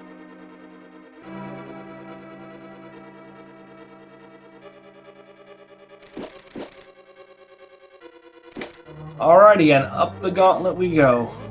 Whew. Oh, another nice bomb jump here by Qirn, although this one is not too terribly hard to do. A little bit unfriendly because, you know, the floor is invisible, but in terms of precision, not anywhere near some of the stuff that they casually do. And we're going to see Armos on ice again. Yep. As a runner, wouldn't miss it just knowing that you've got to do the checks.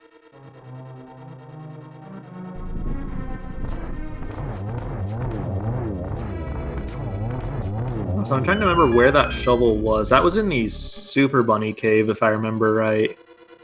So we were in quote-unquote go mode at the time we got, well, shortly after getting that item because of the quake. So it wasn't really a check these runners would have made. That's pretty spooky.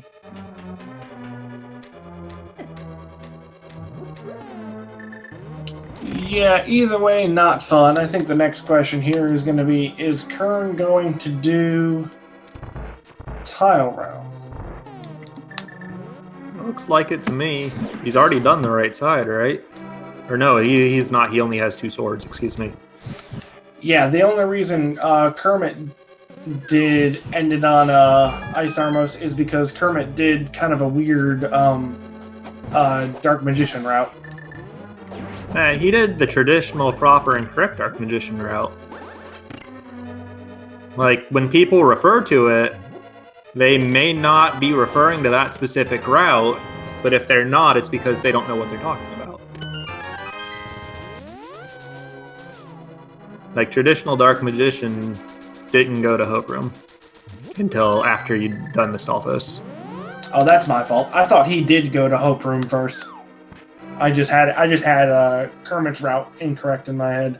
No, that's why number 1 was the correct location for the big key. Yeah, makes sense. I'm just tired. This seed has absolutely destroyed any mental acumen I once had, and we are going to see a tile room check here by Qirn, and it is not going to do Qirn any good, unfortunately. I am expecting a small key. I'm hoping for the 4th sword, just so we know where that is.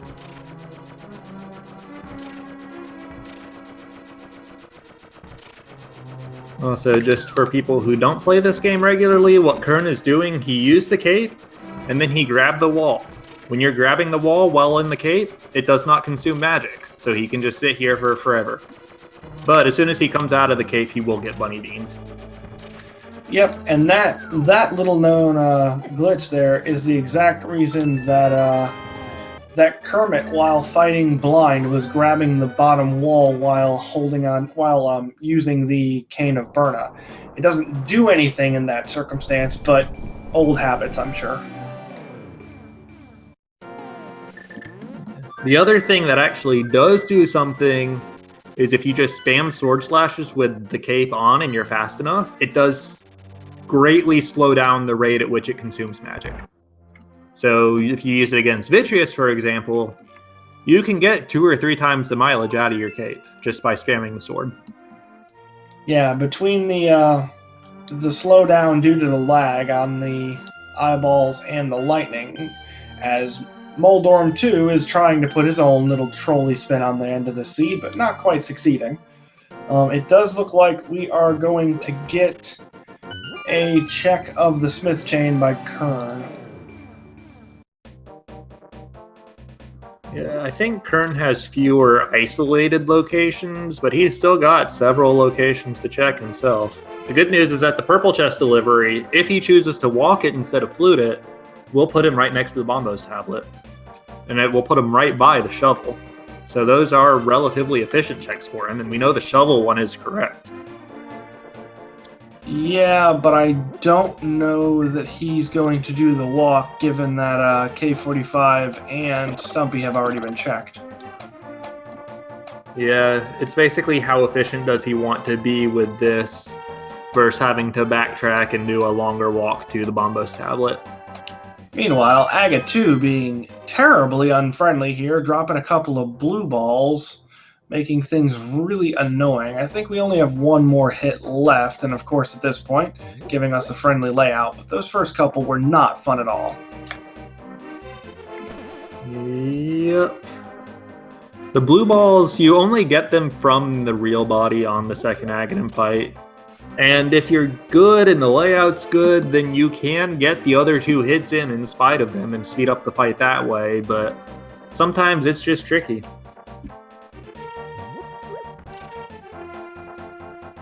Alright, so if all goes well here, Kermit should have the Ganon fight over and a dot done completed before Qirn finds those boots. As we see Ganon kind of give us the runaround, telling us he's our nephew's brother's cousin's such and such lost goldfish's old roommate. What does that make us? And the answer, to those who haven't figured it out yet, is obviously mortal enemies.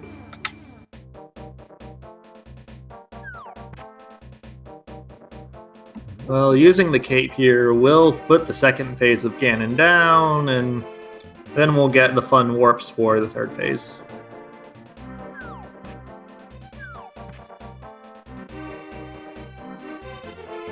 And it does look like Qirn is going to be walking that purple chest, so we are going to see a Bombos tablet. Well, we'll see a dig spot first, which will put him in go mode, so we won't actually see a Bombos tablet, but yeah, point stands.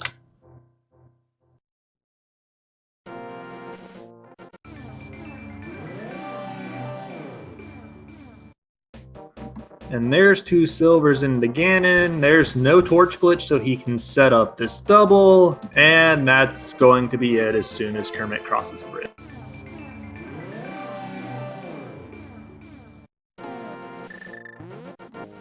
But Qirn is entering go mode before Kermit crosses the bridge. Or actually not, their timers are offset, so Kermit finishes with a time of 1 hour, 50 minutes, 5 seconds. And Qirn entered go mode. I think that was around the same time, even though their timers were a few seconds offset. Yep, and it appears to me that Qirn is done. And yeah, after this seed, don't blame him at all. Not a fun seed. Yeah, we'll see if we can get them in here and willing to talk about it. Honestly, I wouldn't blame them at all if they decided not to do that too. This was not a fun seed. I would not want to talk about it myself. Well, we do have the race winner Kermit here with us. GG, congratulations on advancing to the bracket stage. Hey, GG, thanks. So how about that seed? Well, was not that great. We are also joined by the runner-up in this race, Qirn. GG. Hey, Kermit, GG. Yo, GG, man. So how about those boots? I don't think that was the worst part. The worst part were probably the flippers, honestly, because they just led us astray. At least me, I'm pretty sure Qirn as well. Yeah, you both full cleared Palace of Darkness for a lamp and Swamp Palace for absolutely nothing before getting those hits. Yeah, my god. And honestly, I don't even think the boots were bad, but only because I can't really conceive a route where you would get those before going to Ganon's Tower, unless you were super concerned about that possibility. I actually think that the standard meta route would have gotten that much earlier, as well as the myths, but Kermit routes really aggressively. Yeah, so I definitely... his routing style is like I've really enjoyed playing 5 games against Kermit in the tournament. This is our 5th game, and I would have felt bad too if I had won, because like it would have been 2 wins for me, 3 wins for him, which would have been weird to continue on in the tournament. But I really had to adapt to my routing style because I enjoy playing mostly the normal meta and then diverging when I have a play that I don't think somebody else would make. Whereas Kermit plays super aggressively and skips, so our routing styles are really antithetical, which can sometimes mean close games, but often means that there can be a huge difference between us. So for this match, I tried to mimic his route as close as I could, and then try to win on execution, but I played really sloppily, and I also routed too much like myself still. So So yeah, I think if I had played normally, the myths I would normally get as soon as I get in the Dark World. I almost always check the Pyramid, and then same with the Smith Chain. Honestly, though, the thing about that is that when you entered the Dark World, like the only things you were missing for Go mode were the myths, which would take you up to the mountain to get your Cane, your Quake, your first sword, your Sugar Rock entry. Although obviously you guys didn't know that at the time. Yeah. And the flute in Thieves Town, which how long were you going to put off Thieves Town? You would have put off Swamp and Pod in that case, but would you have actually done the Smith's Chain before Thieves Town? I probably would have done it after Thieves Town. After, but before going to the Misery Mire area? I guess that way. So where was Flute again? I forget. Flute was in the Thieves Town big chest. Oh, okay. Yeah, you're right. I would have skipped that. You're right. So yeah, in that case, you would have gone to Mire, probably seen that you were likely a sword away from Go mode. And like I said, I really can't conceive a reasonable route through this seed that gets the boots before Ganon's Tower. Yeah. Yeah, that's actually true. But man, dude, going into Ganon's Tower with a fighter sword Yeah. and no boots. Oh my god. I've never been 2 items away from Go mode as I entered Ganon's Tower before. That's never happened to me. So I would like to point out, just for posterity's sake, I called the GT big key on the torch. Don't kill me, please. He called it after I said I didn't want to see it. I mean, I was going to call it anyways, but then you were just like, I really don't want to see it there. And I was like, well, that's what I was going to say, so... Honestly, I kind of felt behind at that point, so I was like not... I didn't feel too bad. I was relieved a little bit, at least, because like I obviously know how Qirn plays, and I would have expected him to play differently. Yeah, it's interesting that he adapted to my style, which kind of probably cost him the race. Yeah. Speaking of styles, there were a few, let's call them intricacies to your routing, Kermit, that I wasn't aware of before the race. It was a party trying to understand them and getting filled in by chat. You mean that I don't do purple chess or Smith chain in general, or what do you mean? Well, that chain and the digging game. Yeah, well, digging game, it depends. I mostly it's just a waste of time in my opinion. All the digging and then you rarely get an item, so I just skip it and like leave it for later if I can. If I have to do Smith chain, I'll just do it then. Yeah, that was sometimes it costs me a race, but mostly it works out honestly. So I'm gonna keep doing that probably. Just out of curiosity, if the boots hadn't been in the dig spot where they were, would you have continued on to the dig game in the Smith's chain, or would you have bailed for the Pyramid Fairy? I would have gone to Pyramid Fairy 100%. I would have done Pyramid Fairy first if we hadn't gotten the book so early. I was constantly thinking about that stupid book, and yeah, so the book kind of saved me in the end, actually, I guess. Because I would have done Pyramid Fairy into Catfish into Zora, and then probably Smith Chain into... actually, no. We got Shovel in Turtle Rock, right? Yeah. Super Bunny Cave, but close enough. Oh, right. Yeah, all right. I would have probably checked that before digging game, I think.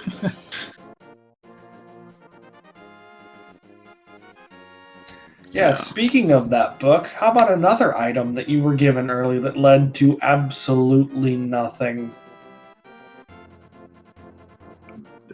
You mean the mirror? I mean, I was actually referring to the book itself, but yeah, the mirror wasn't helpful either. The mirror did lead to the hook shot. Like, you had no other way to East Mountain without the mirror. So that did lead to something, but... It also technically led to the Cane of Samaria. Up on the floating island. Because again, no way to get to East Mountain without it. I was very surprised the book didn't have anything. I thought Desert was for sure the answer to Dark World, and I was expecting the boots to be in the castle and not the hammer. So I was really confused about that because I think normally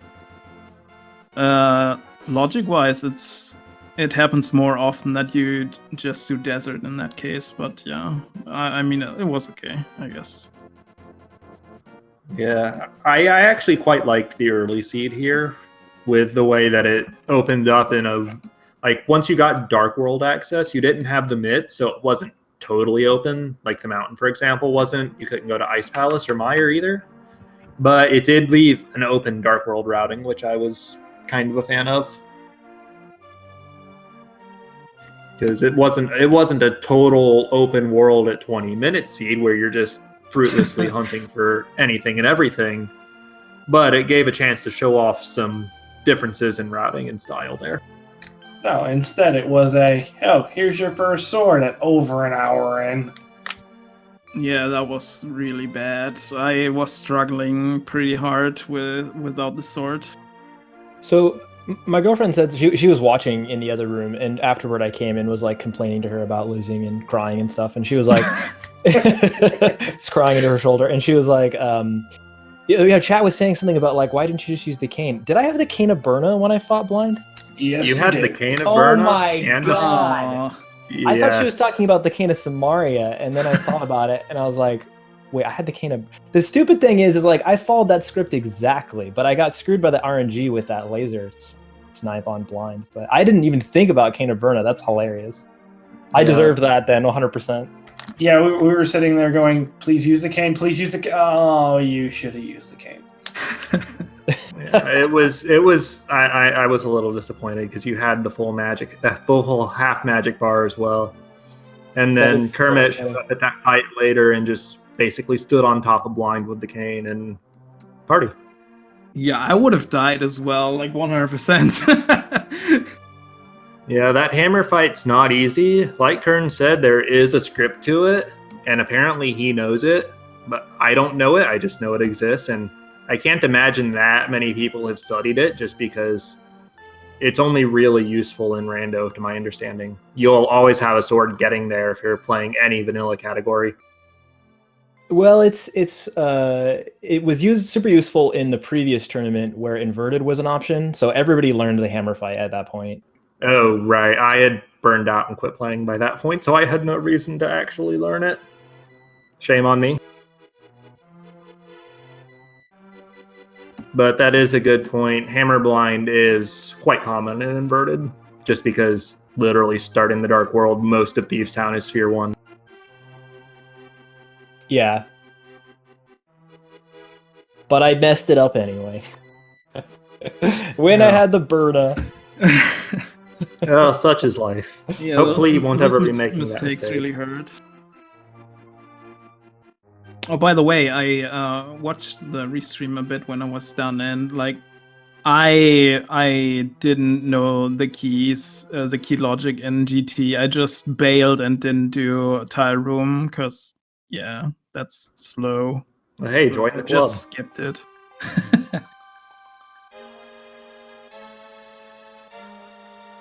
Well, We I did don't envy you, Kermit, having to go up against Blaine.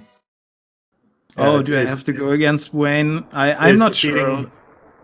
Like, is the seating actually set enough that that's confirmed, or does I the result of don't tonight's know. match not matter for that? Yeah, a few things changed actually, because some people or some of the winners, I guess. I'm not sure who I have to face now. I didn't really do the math there. I didn't think it would be set in stone until the, Rambler Hacksaw match tonight, until that was done. Yeah, that Which, might speaking be of, true, that so- match is starting in just under an hour, so anybody who wants to watch that, be there. Oh man, I totally wouldn't have thrown this race if I knew there was a chance I could go against somebody except for Blaine.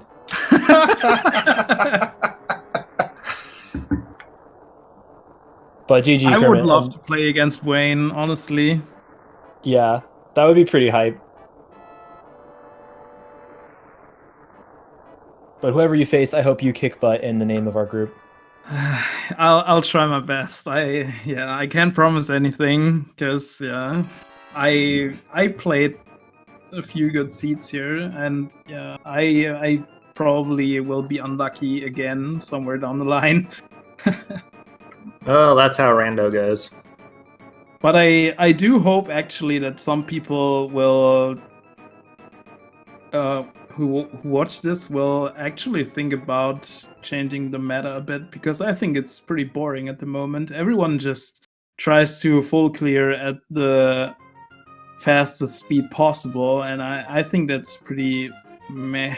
So I do hope that some other players try to skip things as well. And as you can see, it kind of works against better players. They are a little bit afraid sometimes and will change their play and get out of their comfort zone, and that's honestly pretty good for you. So I hope that some people will change their playstyle a bit. As an aside, Kermit, Asder in chat is saying that depending on the results of tonight's race, you will play either Gamachu or Mentos Man in the bracket stage. Boy. Neither of those are Dwayne. Do you have any thoughts on either of those that you would like to share in advance? So when Gamachu started, I always beat him and he had no chance, but that switched like 3 or 4 or 5 months ago, and since then I have lost almost every race against him. So I hope I don't have to face Gamachu here. And yeah, Mantos, I hope we can race instead. Please, no Gamachu. All right, you hear that, Mentos Man? I hope you're in chat, because he is calling you out. Either way, congratulations on managing to survive this seed, survive the group portion of this lovely tournament, and get yourself into the brackets. Either way, we have a bunch of excellent runners, and I am looking forward to this version continuing to chew up and spit out people, because that's basically what it's been doing. Yay. So, Qirn, did you have any last words you wanted to share? I'm going to say about the tournament rather than about this seed, because I feel like your thoughts on the tournament will be friendlier in general. I don't know if I have any more thoughts on the seed anyway. No, not much, except for that it was a pleasure getting to race against Kermit. Like when Kermit's name was drawn in our group, I was like, how in the hell is Kermit? The Kermit's a tier 1. Like, come on, tier 2 at worst. That's what I thought, because I've seen you at the top. You're giving me too much credit. I have seen, there was a time when you were near the top of the speedruns live leaderboards, which are, there's speedrun lines. But anyway, it was a great pleasure to like get to race with you and get to watch your races and see your style. I think it's really cool. And yeah, Kermit's a really nice dude, if you can't tell already. So yeah. That's not true. I bribed him. No, it was a real pleasure. I really enjoyed our races. Some of them were super close, like 17 seconds or like under 2 minutes. Really crazy. And yeah, always fun to talk in Discord after the races. So I really enjoyed it. Well, good luck. Kick butt. I'll need it. Thanks. I mean, it's Randomizer. Everyone needs luck, regardless of how good you are or not, for that matter. Everyone needs it. And yeah, like you were saying with the meta, I feel like the meta is in for a fairly significant change, especially if the PRNG for V31 happens to stay pretty much where it is at this point, because we've seen a lot of last locations happening in this tournament. So I feel like we're going to see a shuffling around of the order of how people check things. Hopefully. Well, before we sign off here, I want to go over the Speed Gaming schedule for the rest of the night. Starting in about 20 minutes on Speed Gaming 3, we have a Link to the Past Randomizer daily race series. That's going to be a standard mode with Fast Ganon. And as previously said, at 9:30 p.m. Eastern, that's about 50 minutes from now, we will have the very last match of the 2019 tournament group stage. That will be NY Rambler versus Hacksaw. That will be on Speed Gaming 2. And then at 10 p.m. Eastern, which is about an hour and 20 minutes from now, we will have Super Metroid on this very twitch.tv/speedgaming. And following that up at 11:45 p.m. Eastern, we'll have Crash Bandicoot Insane Trilogy on that same channel. So obviously the last match of this tournament's group stage going to be super hype, and I recommend anybody interested in Link to the Past Randomizer at all check that out. Otherwise, we've got a fair few things going on with the Super Metroid and the Crash Bandicoot, so check something out if you're interested at all, if you're going to be awake. Yep, there's also an English restream of RTA Japan that's going to be happening at 10 p.m. on this channel tonight, I was just told. So be on the lookout for that as well. Oh, is that what the Super Metroid is, or is that replacing that? I am not entirely certain. Okay, I have been informed. So that includes the Metroid run. Okay, so that Super Metroid run will be RTA in Japan. So yeah, that's definitely something to check out. And that explains why Crash Bandicoot is immediately following that, as presumably that's also part of the marathon. Cool. Either way, there's a boatload of stuff to check out. We do have one more race. If you haven't quite gotten your rando fix yet, in spite of this really long seed, I have another one coming up in just about 50 minutes. Stick around for. And we have a bunch of other stuff heading up on the Speed Gaming channels, so make sure you give them a follow. Speed Gaming and Speed Gaming 2 through 6, and then ALTTP Randomizer and ALTTP Randomizer 2 through 5. That's all I have to say for the night. I can only hope for those of you who do play Randomizer that your seeds end up a little bit kinder than this one was, and that's it. Happy holidays. Have a safe week. And yeah, don't let the weather bug you too much in certain parts of the U.S. or other parts of the world, I should say. Yeah, I will give one last shout out to both of the runners here, Qirn and BBB Kermit. You can follow them at twitch.tv/Qirn, twitch.tv/BBB_Kermit, just like you see. And then also our tracker tonight, Yoinker's wife, keeping the tracker lit up, pressing the buttons, keeping us informed of race developments and so on. Great person, follow them as well. I've been Reg, my partner tonight was Hammer, and see you guys over some other race, which at this point will be in the bracket stage. Group stage is over as of tonight, assuming no ties.